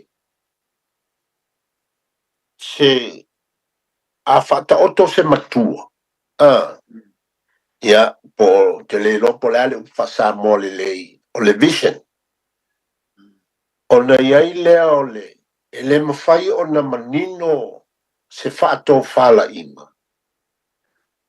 pe ale ai ni fainga e memoria ma fa malama le mission pe ale se mission statement longa pe e anganga ile mele ale ia le mele ele mafai na manino po le ale matua ale fai au a whapea o se launga se i whatu, se funsinga whakaika inga. E masani ae whata oto mai loa le matua o le lau. Lo nuinga o le aunga atoa le nao. O le manatu nā la tai ai le finangalo. Ka ko whalongolongo lo lea. Po le ale vai mainga o le whaife au e wha makala ai le matua lea. Ia tasi lea wa inga o mea e manatua la. Koe whaau i la lea kua kui pere vaenga lea. Ole au tūma le launga whai whiau. Ia. Kai minge whai ngā me. Oh. Ya, or kai mi o whainga me. E whakau ko pulanga. Nei. Pai ku siri ko pulanga. Ile mele o whainga me. Pela le o koe whauila venga oe. Ai sawa ia oe. Io. Le au kulinga. Le mumolinga o le whea. I tupulanga talavo. Ku siri ko pulanga talavo. E ia me. Ia. E whapenale, o le sotanga na o le whata o tole matua malona wha matalanga. E peifo se isi whata i ta inga. O vaenga ia o tulafono se i tuloulava. O loo whelafo ia i tutonu o le pale mene o Samoa. A tango fia le tulafono, papea o se vaenga o le whabai. A umana pasia, o na toi whaatari le se ia mai po a whamatalanga male mamolinga o le tulafono le, male toi ilo ilonga o le tulafono le, ua mana o suilo na whaupunga pea. E whapea nā lale, a wa ole mele ua iai. Ua iai ia whaavai, ua matana o ia ona o suinga o whainga. Ua matana o ia isi whaavai. Ona o suinga o whainga. Ia, o le mena ua le toi ao ia le nala fonga e ao inisi vaenga. A ie fo vaenga ua le toi ao ai. Ua le o toi ao i le ao tutupu pea le au ngā tupulanga ma le au ngā tupulanga. E whananau pea ia whina ngalo ma fesili i mea oma. Le la tonu awa a mai ele sea. I la uwa ia. Wa fesili nei au ngā tupulanga fau nei. O kako me enge e whai o whea o lea kongu lea nganga le mele. Ia. O ua a whai a kui la whanga wisi kani. Ia. Ua ia ili kako maliu. Ua maliu le kua finge o le uso. O le kua finge o si o kama ua lewa. E fesili ka maki. Ia o lea lan me ke mga au. Ia o lea fu i leo se kako se lengi. Ai se kako se lengi. O ia fesili loma ka maki. Oi, o le ale whainga o le me. E rei vai ama ko i ngā anti o e ale o ke i wa kinga i la kinga i ngā koika. O longo i ngā ele o malamalama ka mai ki le whainga o le anga uu o le kuma le anga whasa moe whapeka. Kaunga wha malamalama. I la o le mele. Walanga i ei wha mai o te talitonu. Ua malu e lue ma ua o ia. Ona o swinga o whainga. A o le upaia sa iai. E ku mau le whabai, o le ku mau le whabai, o le anga nuu o Samoa, o le ava. E lau kasia a koa ia e ku maua, o le ama ia e mua le ipu i kala, i makua kala i le mea. Ia o ngā langa le o le ava ale kuua po le nga whai mafonga. Ku bawa le fonga mwhelo inga vapa. E ku mau le ngā mea i nuu a o whainga. Ia len kako kalongo nge isi whainga ian kako wa ai ele vasong ke aku nge. Ngā ngā lua kuasu le sua ava pa pisi i runga. Ia susu mai le kako le ngofo i kua le nge. Ia o whainga ngā. A le whae ke kenga ngā ka. Wa makanga sui. O whainga, wa avea whainga mea pei a kau. Ia lela wha solo wa makanga o i kako ava fo i e a wala aule ava e kasi. Ia. O ngā kuwha mai leo i pufo ile le ringi e lau sua awa mwha amangu ia lau awa. Ia o isi mea o whainga. Ai pei po lele ua makanga o ia ai le whaama e le kako wa ia. Ia e o fo i malu. Leo ua vevesi e ia lunga le social media i ngai kai. O le malu a o le anganu o le la e samu. A o le avenga ma le whainga e o le ngalu. Ia wakele ai ngā whesiri ngia ka ngaka. Tole. Se ua se le me ua o ienge ua o whainga ua makanga malu e lua e ma le whaabae o le malu e lua le whaabae o le a lama ave o le a avea ai ma le mamalu o le la e sa boi me ia pe o la ule a kalangoa ile o se maka upu manga ia ke o se maka upu manga ia mai o se wha o so alta ele sea ia i lona tūlanga o le tai o le o le sinoti ma le e fai malu I tau I le nofo a matanga alwenga. Ia matupulanga e tau na wha amal malama. Mga yale, makaupu lewa mai, kako karawa. Lawar ka. Ole, pero la ko kilo ile makaupu e fai si se senga. Ole anga nu umar kala le. Fai na kale sia. Kau kala fa piko le kale sia fakasa. Ole fa baya le kale sia fakasa o fonken. Ole pule nga. O amaka upu uma e do ke manga o ye pule nga e abe uma kongo fonken. O ai si ki se pule nga banga sui se fa baya o le kale sia. E abe kongo fonken aba ko e pasi aba ko le pasi. Fale nga. Aka ko kubaila ka ko nga umar ka ko nga fago. O si mpa fa ngkana. Langa kele uma fio anga. Yei ainga kama malako ainga malako kama. E fa kwa fa ngkanga nga sa ini po lan me ko fa wal se fa vata mga asui. Ilo ule kilo ngale ai fa go fie le kale si wa kasi ale. Kasi de leo. Da fa ya arka ko nga nu. Ya la ki de fie. Ede maukas. Lashimba ngwa ai de kelo fie ngalo baka. Ade pe mga yan mele. E sui fa nga aku ba fa ba. Fa ba ya sa boyo la nga nu man. Va fero lo. Kau sisi va fero lo ai o mamalu do ai nga. Ngu ma fio ak. Ai ese la man fa ba le. Wole mamar. Mo kwa soli pala la fa ba. De lai ma foi ga ye do pule su fa nga ku ba fa ba. Ye ngai me fo ngai pero me de ka ko ya su ge. O sui de ni u de fa win. Ya pero me nga le wo ye fa pu ga ya o su ya fa ga ku ba fa ba. Yo fa ba ya al mangu kwa lo ya o pu sa. Pe yo le winga le fo e do ka. It's not simple to do that. Badi. E kwa fa ya fa nga. Fai ole sidi on fai go fi kale sia wae e kasi ale le favae na o la ko wa fongo la ko wa fai le kale sia le fakasa ya pela le maude le kula fongo le kale sia favae le kale sia e fakasa e sa fa molinko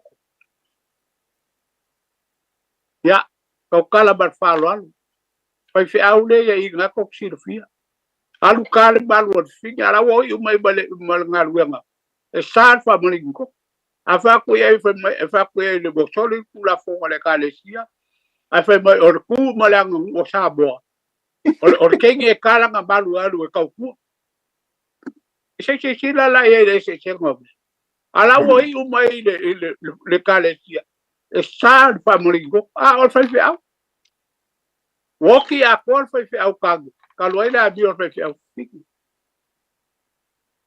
se la ye be ye lo que fa ko ya o solo fa luke o ale kale sia la ko wole ko malu nanga o ba lo si poco fo le ye ya so ya ga va ku fa pega ku lo le afia o fe au le para o fa ku ala ga le o di lo la o lo ba la alo alo ya le ngi wo sa mi minga ya kala da bolai o afo ni sa ni nginga ke ko e fasili mai nga o kele nga sa ni nginga nga ka di ko ya ga fa ka kia ko le bele o le a nga ia o ye ke ila fa lo ngol ile mele nga mai ska kama pa pe o le beng fa lo mai ska so ka ko program ele kale nga ya sia ku lo la ba e fa pe nga ia a be king ni ol maliu e ke ila fa lo Ele mele fa pe o fai kingi o mali. Ai karua ko ola le o bal su mar fa ko sanga. Kele fa longo o fai se kingi o mali. Ma fai poi ponga fai ki. Ko fai poi ponga o veki. Au kele fa longo o fai se kingi o ni mali. Pe ele pe e kei foi ele fa longo ka ka nga o ba ku no le kyo.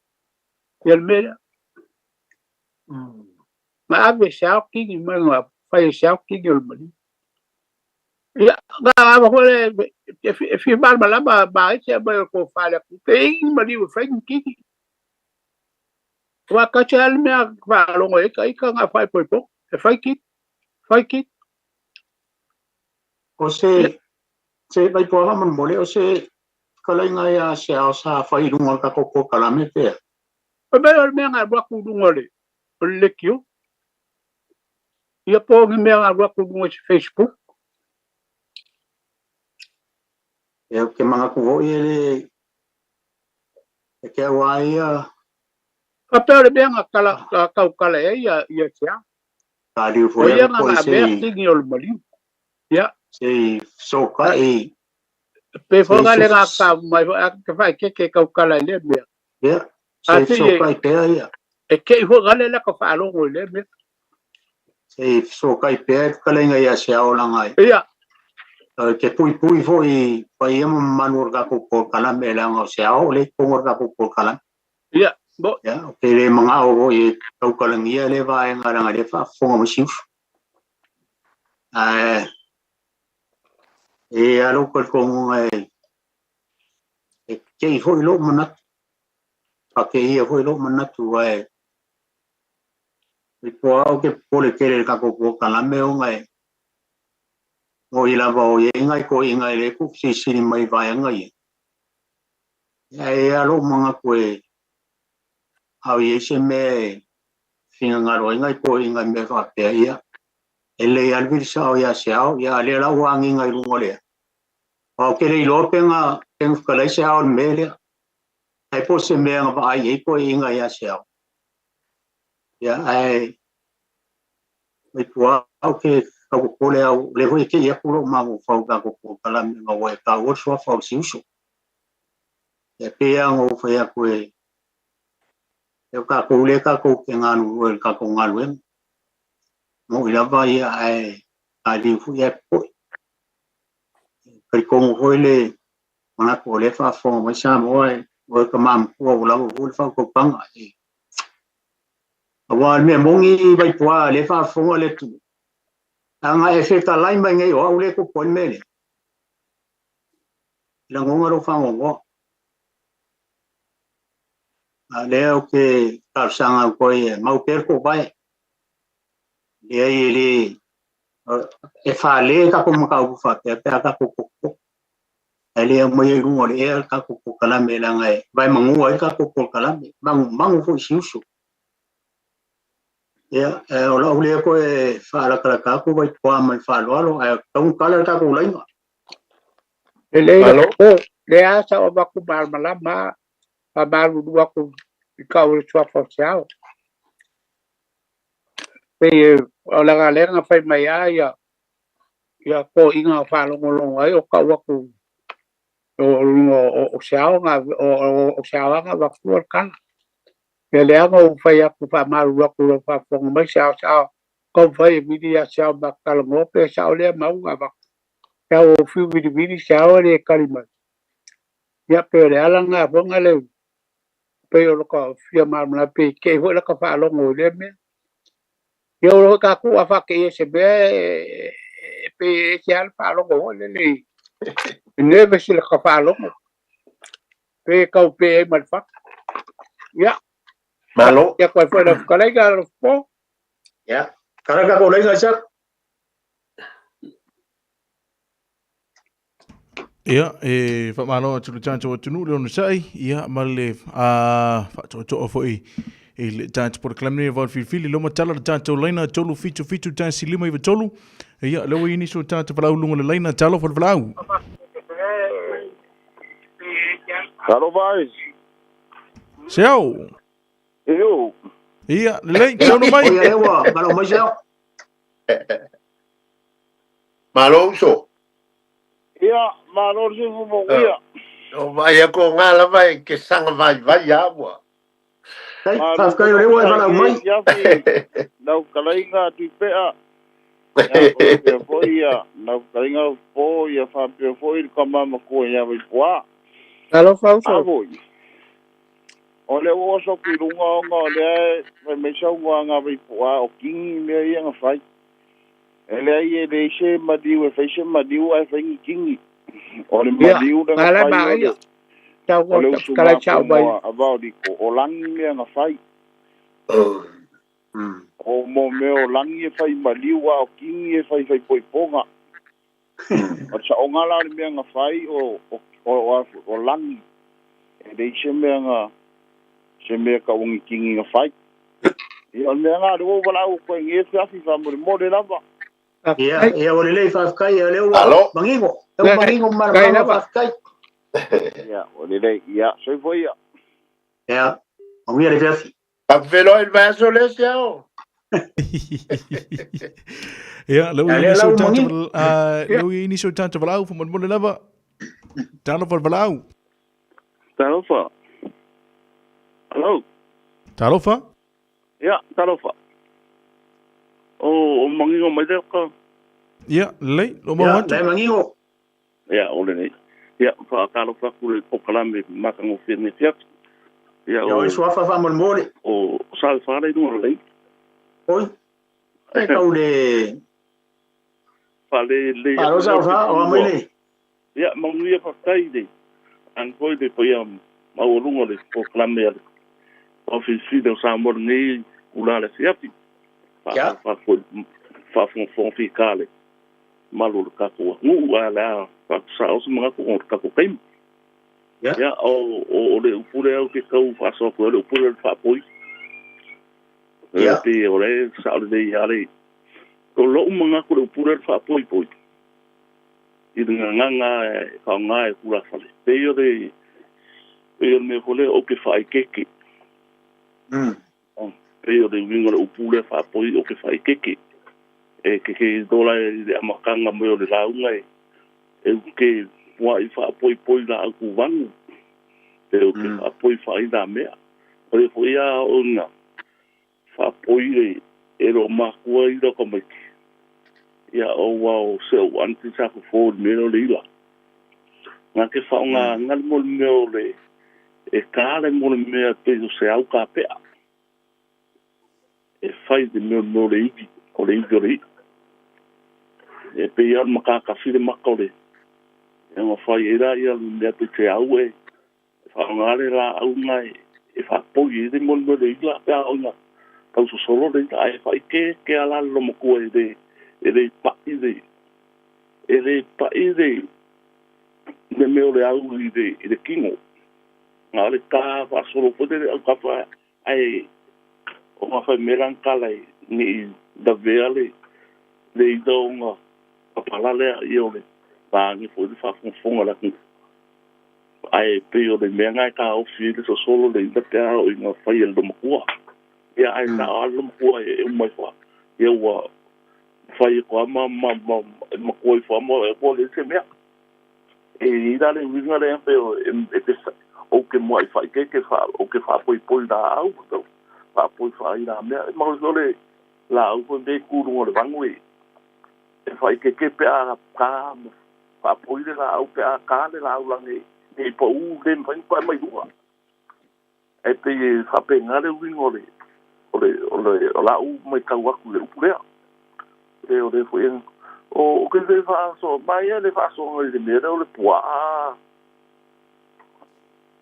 ya ya le mai ngole o le pua o sa ko fa longo I so ni da nga penga pua sa ko fa longo e pe e a tem poder de e fai do ir ko la ma meu o pua e fa longo vai ko inga me ya a que te será yo lo kamangu ngale ma de sara la kasi so le me ai mo ai o mo pico foi ole pico pe ta nga umanga wa pi ra poco ai ai ka kipi roa ia ta kia le ko la pe o au ka fomo me o i riole ko la a no me o pa o e kau sei pe o me nga ka o ka mango tua e pe o la u kasinga ba en al po se ata do fa lo te mini ya o so ya ke fa lo ai e o molonga fai me nga o pe o sala la ka si ko le ko kau e so ko la male no le o ya fa lo ko le ka kipi se no ka mangu nga o le po amare o fa ko ai i sala la ka si mai maule de ko la ko ya ang si po mo fa lo ko ngiu so mo do po ole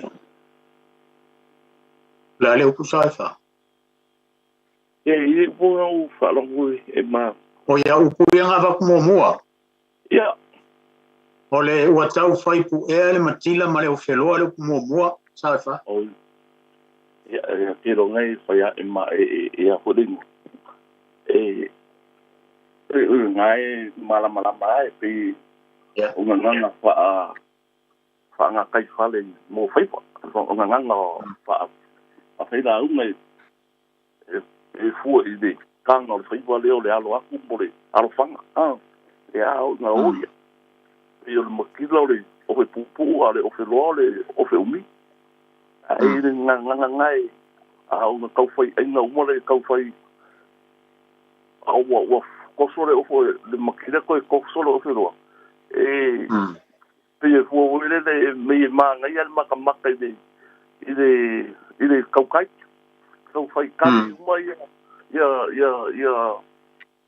si singa ko de ngai mo se se akure o se roa kali mai makira o ya e fa pe nga lo vingo de o kau fai pu e makira ma le foro ya ke va lo mai ma sa nga ka fa lo mo ta o si fa i po ia pa le po ma mo ai o po la unha fai da unha ko ile pe o se ngai ku pusa de wa no kala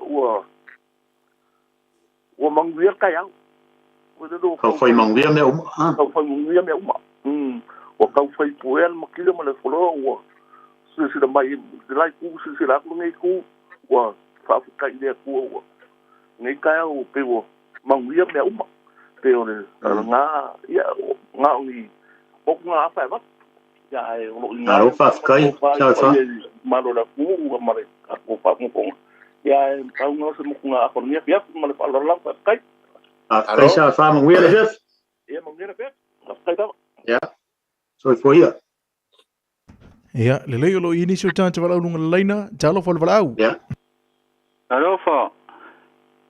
alofa oi sofa mo sa kele hello ya mo mai mo le to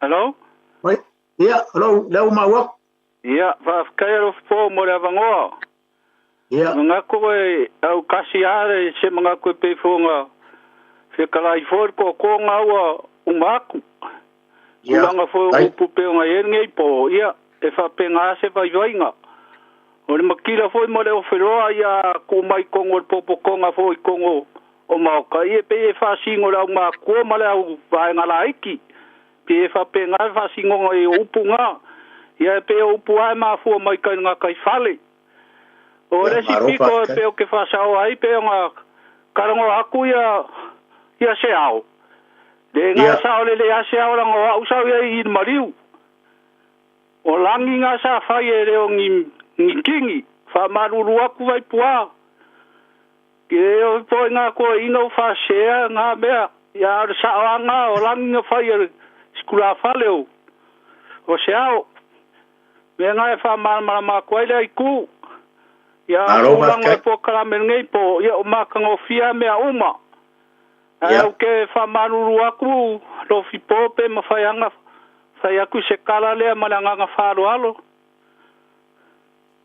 se kala ka o mangi o mo kusa nge fia io de io de or me ara marango si o so asiava ke o nga si da fia asiava ka ke sa varia kwa la ngonga lo kama nga si mea kau fai aku ngore ole anga upule anga fai mea si avala skofiden ke ngei sio makongu pai o vai ro finge paia a mole si avai le ngusunga kala fa mole ya anga ia konga ma fuai le mea ya awa nga ka nga kuilo uso si ava pengi dai nga ka nga pia oi langa le ma fai ko fa sa o me nge langa le fe ola ka maiki le fo e ula ma ka ma ko nga ruenga ya me fai kala finge paia le o sa o nga le me fa mo si ava ko fa sa o me ya ma nga fa ro aro va kai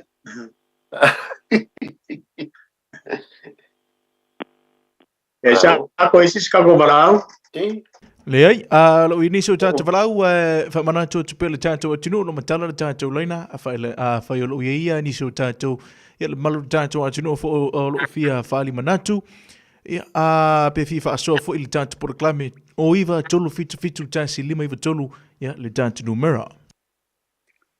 Ia le bele la kalo wa ba iska ba le a kuipea. Ole mau foi le ko ingo le dua. Ia. Ia mau le mau foi le ole I fa mau bonga ia kia.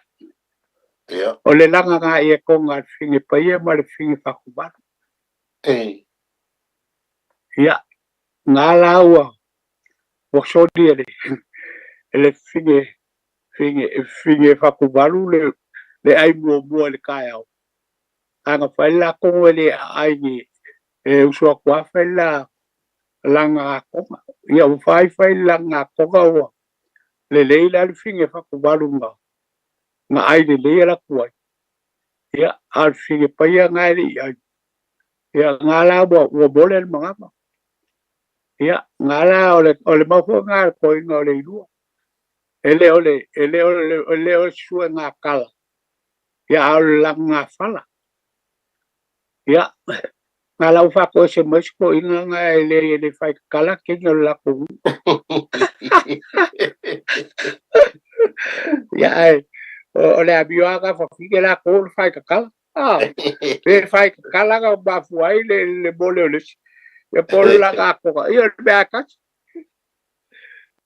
claro ma vale so lo yini so ta to valo lunga leina fai la sino pisi ta ko valo cha ya le talo fo valo talo fo valo talo fo Bravo. Soy for mon via, hoy soy for fan mod. Yeah. Pule. Ya pule. Malo. Ya malo so go sa se kon. Ya. Aya ko ni fia file. Maka mo fie me lo go fo kon. La ufia nga. Uite al mo e ke nga ge fo le kalenga lo bom. Ko ka nga ka ku ya ku ala ka no po ma lu se fo muya alo la ke ma viva so de upule ole fa poi ia fa poi la ku vangu pe yo upui al malu mo le ma me mo na fa nga ku sia ai ke au foia au fa lo fo ya so ya e ma sangi fo mo walu le fa lo makai a fa ila fa so ale mo le poa na va be foi leo makai o lo kula fale le pure ali che ka ngoi poi lua le o va I viro o fa ku mano si de piko ya avele le ka u ya va ile ku nga vai ya avele se kula fale po se nga fa ya po se e o le si voi wingo o pura fa poi o fa malu va lo e va poi ni di fa malu lu fo e fa malula au le manga e le sila vingo le fa poi malu ya io fa malu ya o le si upule e maua ma ngai ke le fo il melen sa ngo le fio ngai ku pe ole o le va i fa le kasi din ha ku le von ko fa mo mai fa nga inga ho ye kangaka ya ka kilo lo o le konglongo wi anga pau le winga se o vai ngau ke kau loe o ka ma loe mo ia fanga le o ka ma loe la ngai langa fa ngau ke fai mai la ave kala fa ngau ke ngal koi le au le male o nga manga o me le ia yo kui mangu e fia vai kam e mai kui mangu o fa ka e mai fa ngau le a fanga le ave ko kala o ke ni le la le mai lo lo ave ir kui mangu o e banga au si so fa ngau o fanga le fai mang ka manga va ai o mai nga fa ku ko inga ia ika ko ko va ai ka mai ka ya ko so le la mi o la e pe ila o la o le filele mani o le fau mari filele va nga o so nga ora ala pe o le fanga fa nga wa a ko ia al kamaro o fanga le nga le fai kausi le le roi ala o fa mari le ko mangu e fia o la o le ngi ke o le mela o ku pu ka ku u la la au ngo le manga o ngor ku mangu wa ye le ngi ke ngi ola o le ngala le ngala long malanga le kamaro o fanga le mangu ya rua kulo fa ku mangu ya wa i pole ase me ke manga o ile nga fa nga ka o le o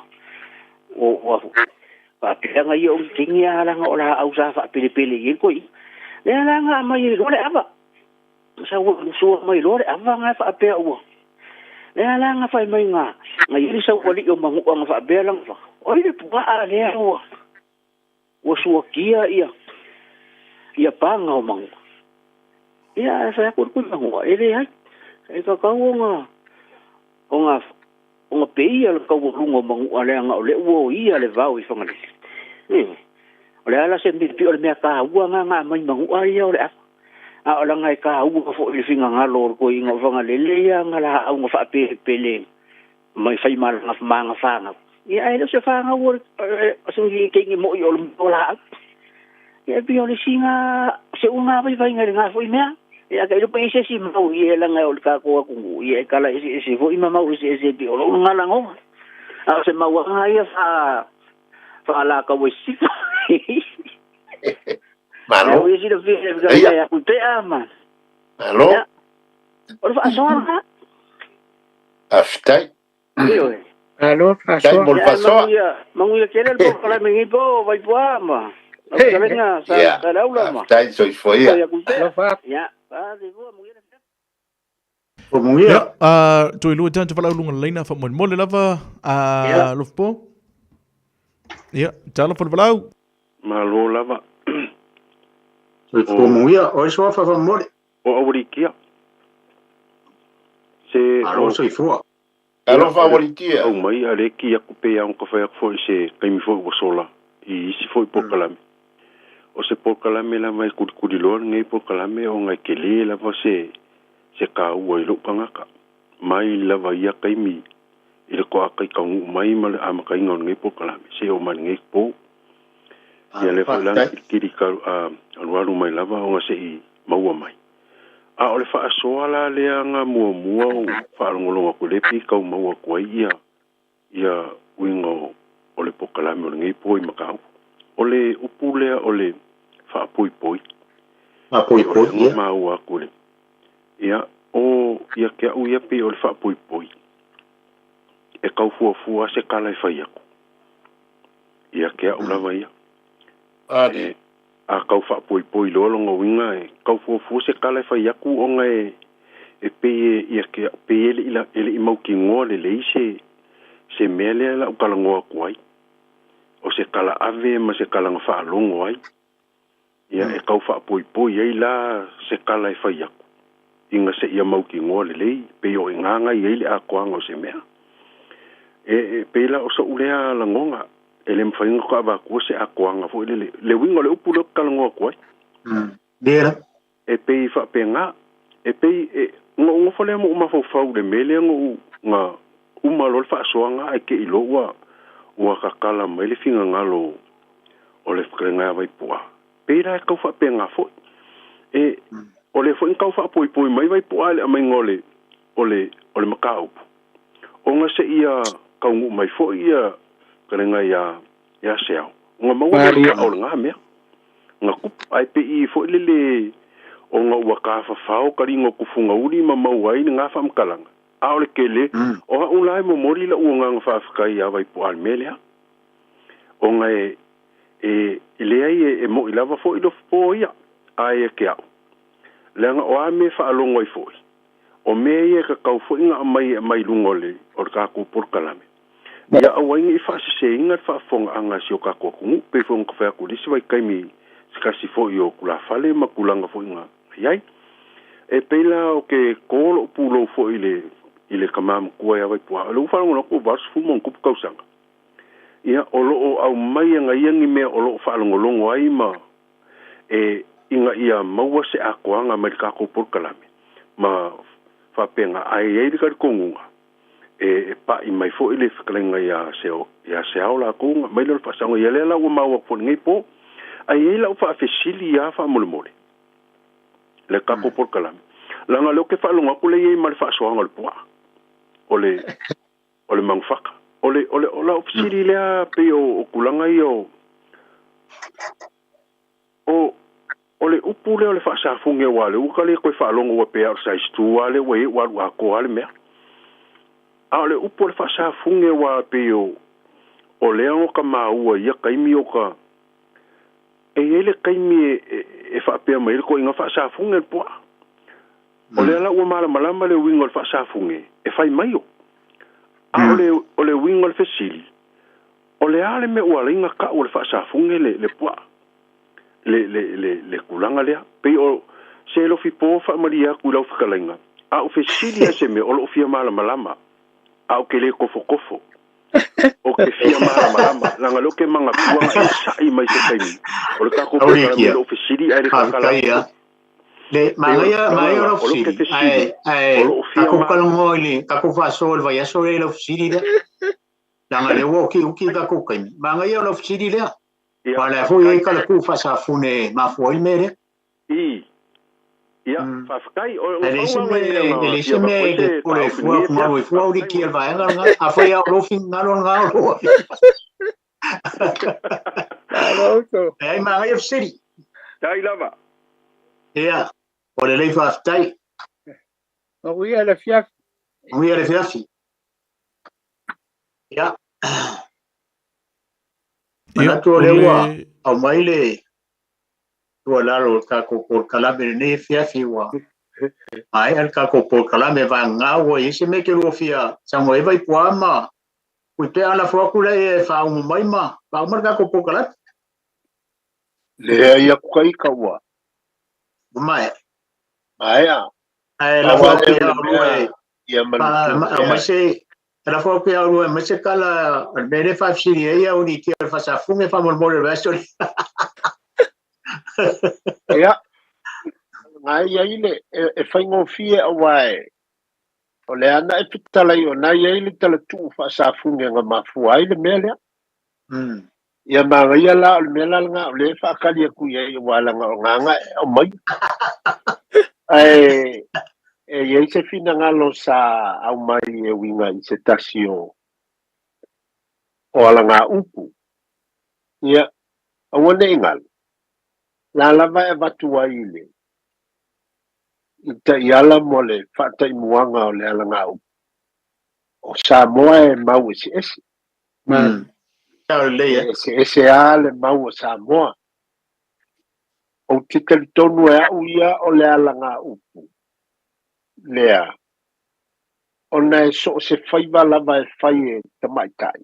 E tele I le tala noa. Ia e tau fwile le tātou. I ole upu fwile e le o tele I o ina o tua I e le tūpau tāne whapea o tūpau tina e whai te tala. A ole upu lunga ngā whai kongo ole langa ngā I e konga lea ngā whai. I ua ngawa a mai e whapea ngā. Ua whai tala ua vai angea.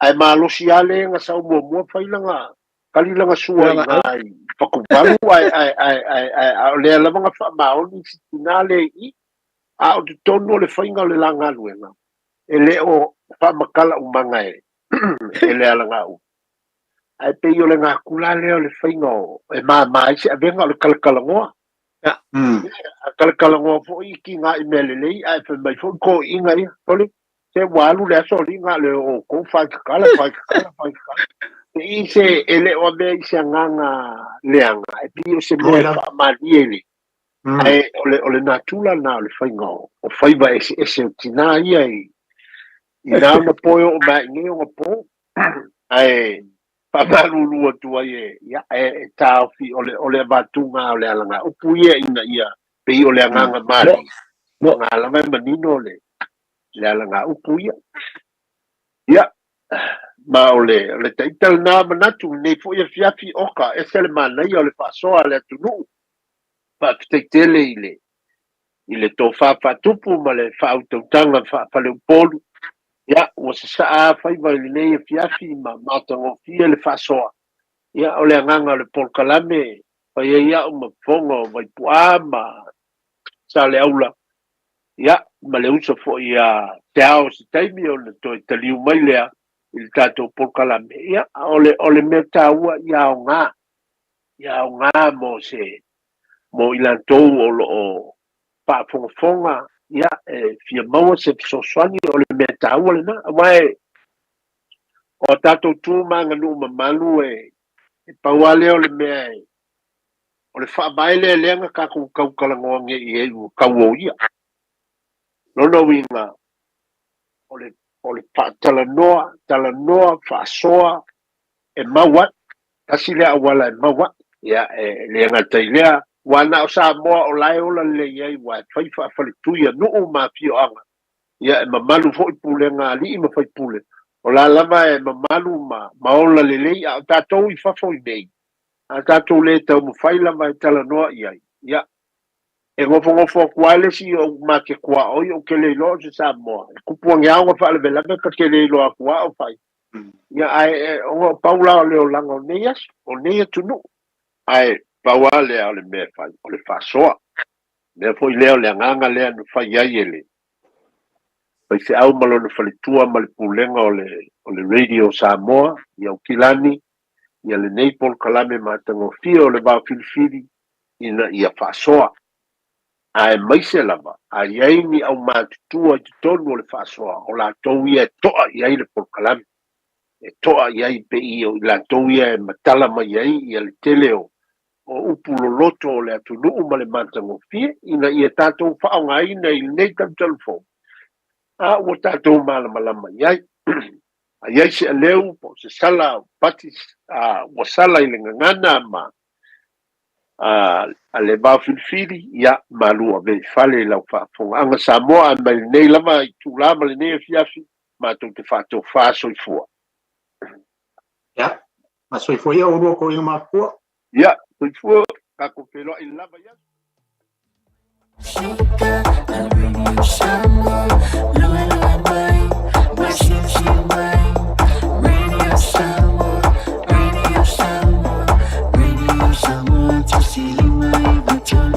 Radio Samoa.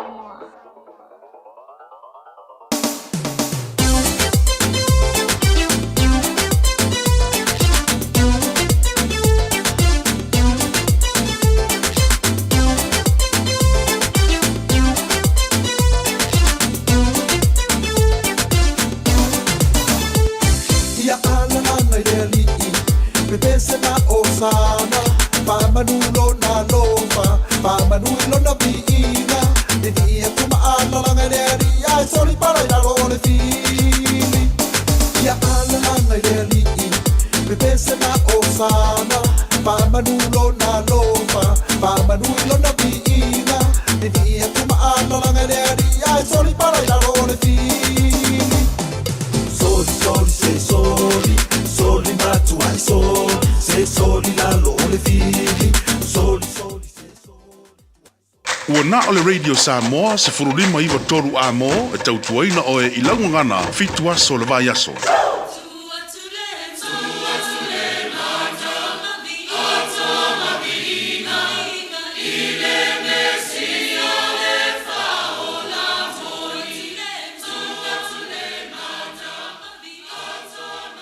Yeah, okay. Hafta ya tu le avanoa mo tu ina mai le fo ia fiafi Whatalo whatu i le paia o le tātou nua mwhai on whafonga mai i le tātou mātua ia Mrs. Foi lau whainga luenga le tua mwhalitua Whatalo whatu I tupu mai o le tātou tunu ia Mrs. Foi o whalu polu o tō whinga whalitua matausi sau ao sau to mai tai se o lawe foi le malosi le nu I alo mwhanau ia ai alo mai o le tātou ko kalame masani o na reto le ola ia o le sai le manongi a wāre fionga le tua ina ia maua pēr sa tātou a malo si au lea piafi ma lea fiafi o le whiringalo leo le tua mo I tātou ia la tātou tataro lo mātou ta mai o I langi mātou te whawhatei tele I lau fio no lawa noa mātou o fio mau tō maua fo I le nei tuaso, nei vaiaso, I le malosi, ma le manuia mai ate oe. Ma tō umalawa oe o whafonga mai, oe o lo tawalala, ia ma on sai mai le nei fo I fiafi, ia le ia vailu tusa so mātou manuia, maua I mātou le fia, ia mau fo I le file mu, ma le manuia mai ate oe. A wai lei seisi atua, seisi a li se tupu po wailava. Wana o oe le atua moni ma tau te ifo ma au ona iai. Ia tu mau le vi inga I la u fio to mai. Atasi mai le nei fiafia ma tau o mana tu natu I la fionga. Ina ia I ume I le matu ngo fie. Fa malma maina fo I o matu tangona.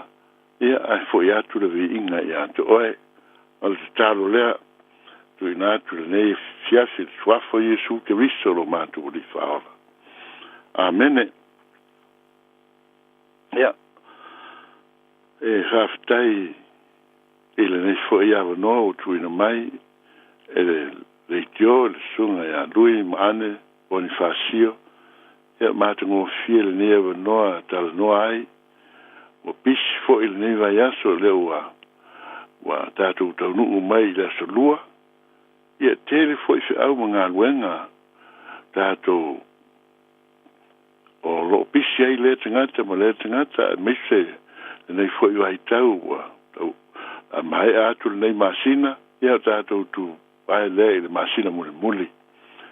Au o watu ia tala ina ia o tātou tapena pena ma sau yuni a wā o lo mai fatasi fo I ma mea o lo vesi ai ma pisi ai ia e tupu ai fo I ma le whano noa I nisi taimi ia ma nisi fo I o mea e o mai ai le fia I nisi ia ai ia maua pēle on sai maua pēle whapale pale ia iei le file mu o le tua iau tau pā iau tau finangalo ia I tātou umanawa a wā o le li o nei lo lang fai mai al tus pa ia ele malo lo a lo feado luai e pei o le liona tangi sa iri se tasin e aina e ia fai mai al tus ia manteia lon ka upu e lima tātou fai tau fai upu tolu fast full mal tolu e o le fast full mal lima lo iei upu masani launga Yesu mo I tātou o ua taitonu ma muli atu iona tūlanga ao o tātou lii o ia o le atua anga le lei ma le alofa e awa o tū sao o tātou ina ia o tātou ngona ina rona fina ngalo ma ia tātou malama lama ma tātou sāba valia. E whaingatai nisi, ai, o te taritonu e te lelo na tāua I le tātou bola, au tātou o soifua maola na nila langi. Ia ai ume umalawa foi I lona vi inga, ma le ola a tali pe a whai tātou te whamaoni. Fai mele mātei o e lima alon fai upu fast food tolu. Ua o tau whalongo na fai mai.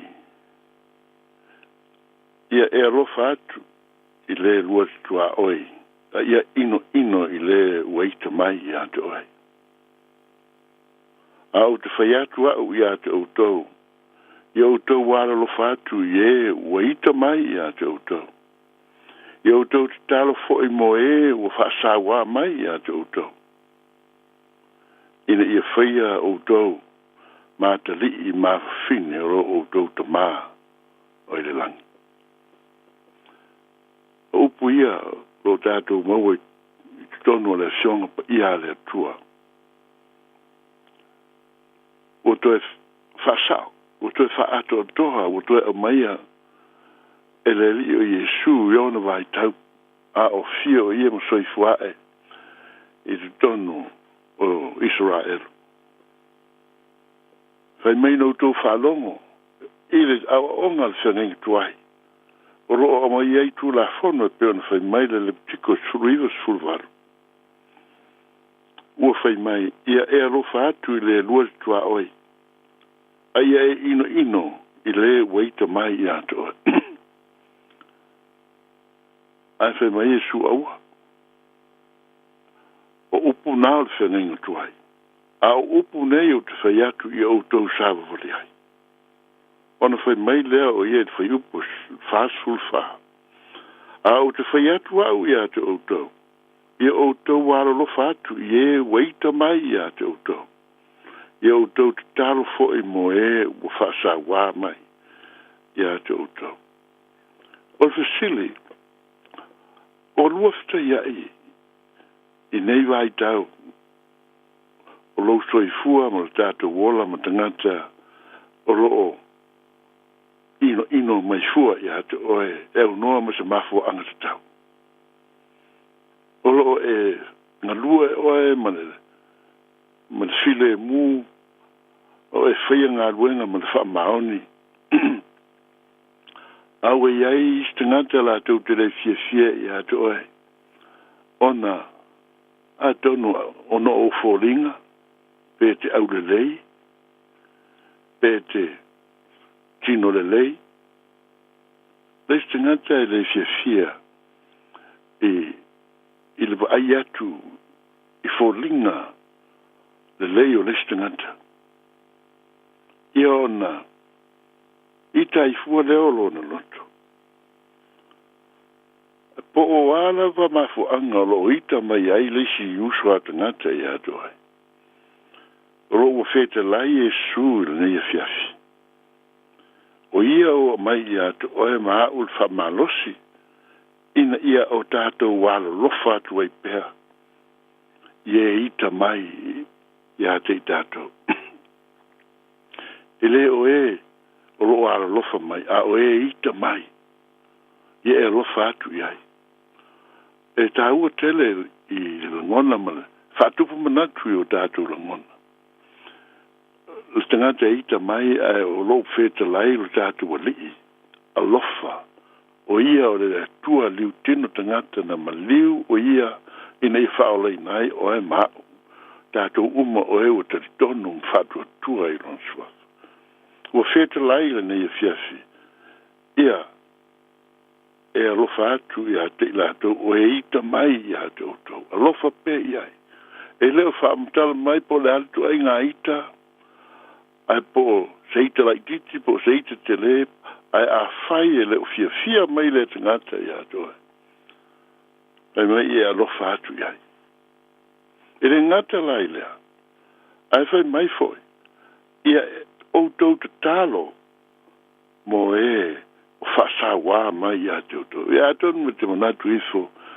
Ia te le tangata lo I tai le sawa mai nisi ia te. Ai o te whai atu ia te oto. O le sawa lo tau tala I eltus pa ia le nao. Le sawa I wha o lima.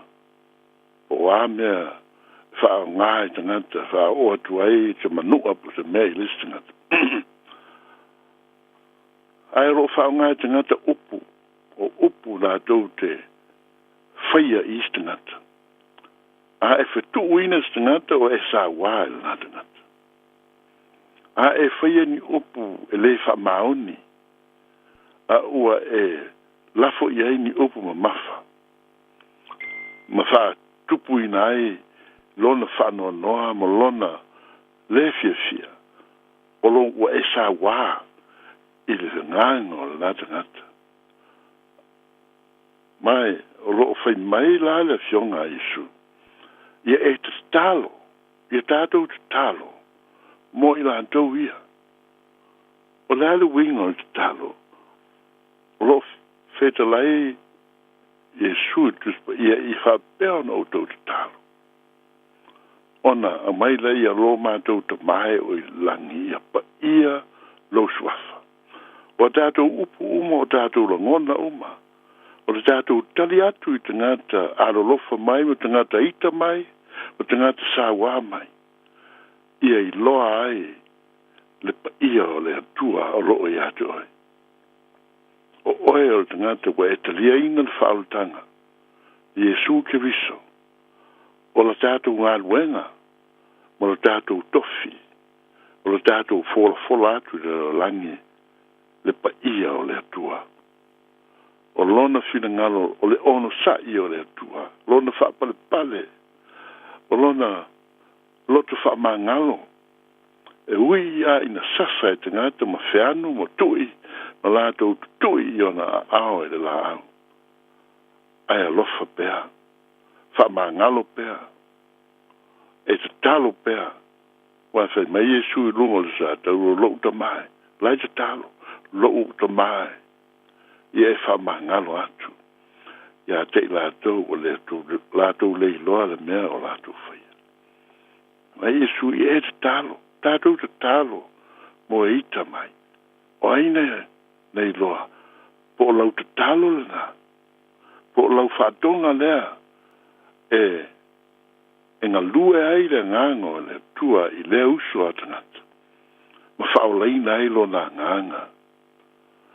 Se manu a pa u atu i le leanga. E te masani tangata o lo o wala tele, se tu lou nei fiafi. Tangata tō te tua oi. Tō tele o tātou, Samoa ia, tātou te masani tangata umore nu. Awa o tātou wanga nu umore tātou wha Samoa, Sir Rani o tātou Olaf, fa Kirsian. A o New Zealand, ia o le India, o le Senga, o le Meauri, o le Parangi, tangata no nofu solo i le wala lo tātou no nofu. Ia na nofu ale o tangata i lona pausisi e le fia a wha masani atu i leisi tangata. Ai o lo feta la Iesu, ia e te talo mo i la tau e sa wama i atu. Te tolu foi o tangata sawa. O tangata lea ua o pule i aile li o le neile rolangi. Ua le maua so na awa noa i le whaoltanga Iesu Kiriso.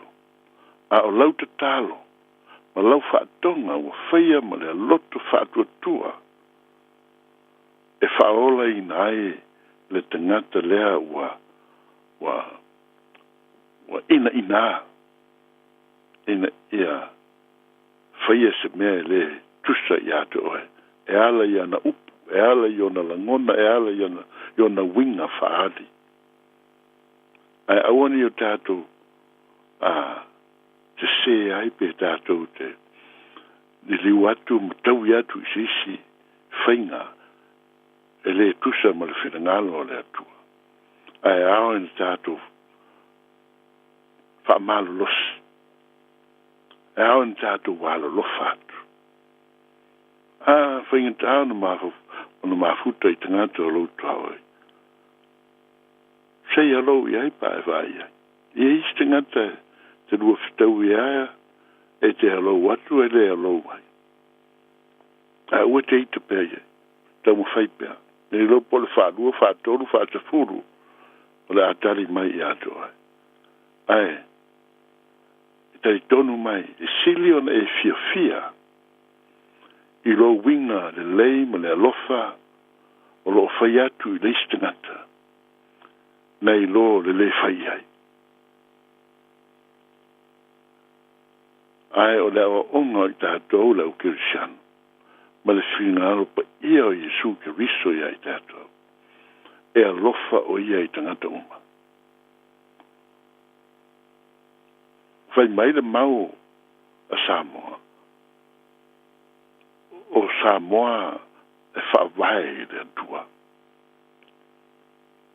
O loo ua tusia fo I le whaavai o Samoa. Na Samoa was founded I le swafo le atua le tamaa, le atua le alo, le atua le ngansa. Ai nofo I kuku le upul na tusia I Samoa. Ona e maua le lunga le computer. I te le maua I sisi no.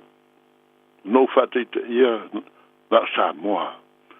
E te le isi no o lo ta uai Yesu. Pe yo nusila malanga national anthem. Po le pese fo o le vii o New Zealand. Le vii fo o America, to God we trust. Pe yo upu e na laile le vii o America. A Samoa, e ngata o lana vii. A ro tu sia I lona whawai. O Samoa, o whawai I le atua le tama, le atua le alo, le atua le ngansa. Wa uta ua ia mea tonu le o tusa ma le tātou mtau. Ai soani I lo tātou wola te talo mo sostangata. Io le tātou te talo mo tātou ainga uso to whawhine ma o tātou ainga. Mātango fie tele na a sae le talatala atua I tua lau te talo. Talatala atu I tua I tangata te leiloa. Tangata lo e vai ai tonu le whalwhainga aruanga. Nisi tonu le talanoa I ai le shopping center. O lo mo mialu sosan. Vai po ailon suaf. To talo I ai. Talo I ai le natangata. O le whina ngalo lava leo le atua mo I tātou. E ala le tātou li o Yesu Kirisu. I le nei fiafi o te taritonu a tātou whalonga tonu, tātou whalonga le tele o tusia inga o manatu ma talanoanga o lo whai. Tātou tangata. Tele whamatalanga tātou te fiafiai. Ai tele foi nisi whamatalanga I te whanono ai. Ona o whaalia ai le lofa whabito o tangata. Lo manatu e wa ai I lalo I listangata. Wa whamaua lunga istangata. Wa lato sawa istangata e ala I lato upu ma lato saunoanga. Lato o lato whaiwhainga, whaiwhai ai listangata, e whetuu ai listangata, e ulangia ai listangata, lato te whaamatanga aina ai listangata. Ai se awa, tato o ai le winga. Ao Samoa le atu noo, whaavai I le atua. O le mea mua e tau ona tātou manatua. E tātou whatai tai ma muli le whiringalo le tātou atua. Whiringalo Yesu Kiriso ina ia whatai tai on tātou alofa I tangata ese. A tātou maua le nganga tātou te whamangalo atu, ma alofa atu, whamanuia atu, ma te talo atu. Aua se ilongo se met ke na o ai whaie le atua mo oe. O umame uma. Nei, te talo mo le si tali tonu mai. E te talo mo le si e whamanuia mai le atua I ato ai. Tātou te talo mo isi tangata. e whamanuia mai ai le atua ia to whai mai le kenese sfulua whai upo e tolu feta lai le atua ia amo whamanuia ia to ai te whamanuia fo ia i la tau o e whamanuia atu ia te tau o te whamalaia fo ia i la tau o e whetuu ia to ai o le tangata wana i loa le atua a o loo e le fia i hai. E tusele nā ma le tangata o loo ino e tangata o le atua. Ia tātou mātaala ma ia tātou ia maua i tātou le ngānga tātou te o lai o i tātou o atalii ma whawhine o le atua. O a mea le whanau o le atua whai. Whamua le atua o le whingalo o le atua e lofa i so tangata. E whamangalo i tangata uma. Tātou te le mana e tau i masui i tangata uma. Ai tātou te anga malu o loto maulalo. Malo lofa i usua tangata. Tātou whamalo losi Samoa e ne fiafi. Tama, tina. Tātou onsai. Awa tātou te fiu. O ai tangata o isi tangata atu fo e tautala i lungo le Facebook. Ai whai mai se tala se tangata e le tau a mai le ingoa a pei e whai mai. Awa tātou te talo mo e lato. A tono te rei loa le ingoa. A sira fia le atua le latanga. Talo pēi na ia maua i lato. Le mana lilo le nganga pa ia o le atua. Lato te loa an Samoa i. Muri atu matalia i e sua whai maali i mwhaola. Ia. A moa le ne fiafi. Te tonu o se upu lea. Whamalosi mo i tātou, ma i whawhangu mo i tātou. Io e teleo o meo tutupu mai. Nisi fo i tātou e rolotu. E rolotu a ai vawe reita. Mai wa ele tingata praise aide i rolotu i vi ma si lunga lima ma o pati ma fia. Ana tu ua le lotu ta vale ai kipi e resta vale. Su ma le moko e fafo ma si ia kule lima. Ia mangiska mai lima. Il le fia. Vave ia on tupu reita. Vave ia al fia lotu fia taui msui. A le fautuanga e le ne fiafi. Ia o tato lotu maulalo. Tātou onasai. Ia o tātou halo lofa atu, ie. Halo roita mai ia i tātou. Ia tātou te talo foi. Te talo. Se mea le whaingataan whaatino ai. Am whai on tātou whaatau nuina o se mea tā uatele. Te talo mo i lātou e sawa mai ia toi. Ia sawa mai ia i tātou. Amor ne fiafi. O le tua matango fia, le tua lofo, le tua talimanao, le tua whamanuia. Whaingo fia foi o tātou o nino ai. Ai a tātou le mo whaia ona o ese le tātou whawai. Ai a tātou whamalolosi. E muli tūlanga ao lo tātou li o Yesu. La whainga tā ona si tia lo tātou wola whakerisiano ma le ola whatuatua i le atua. A whai whatu i le loina pēa i tātou i le ita mai o isi. I upu whamaua lunga isi. Tātou te le mauwaisa manu malo. Ai tātou te maua le manu malo. Il fa mangalo atu. Il te talo atu. la tātou te tālu. Lo mātou te mai. Lo mātou tua. Wa e sila fia I mātou uma lava taiko tas.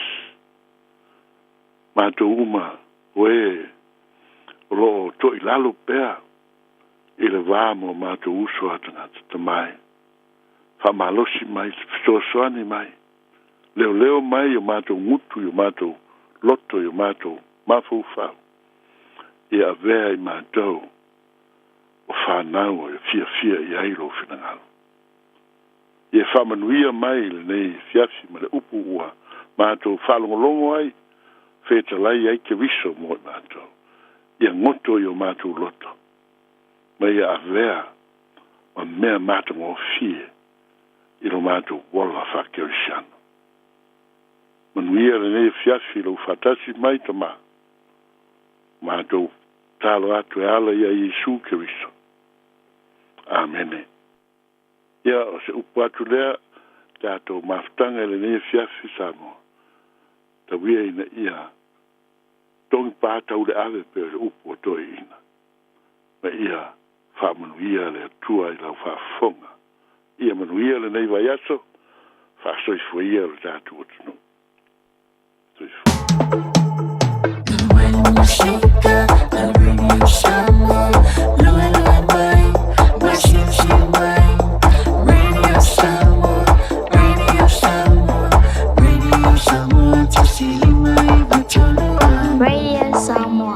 Ya, Jamie lunga wanti lea ua toi 5 minute jale July sfulu moli nga tuile nga whaftai ia le sunga le pātele Pastor Alessana McCarthy ia awa foi o le tatu pole kalame o le Arito o le ola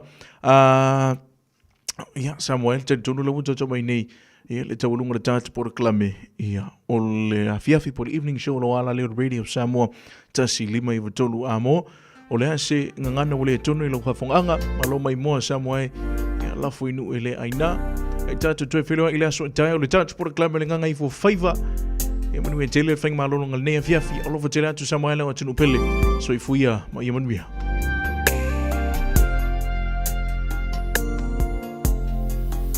Sofia o Rosali now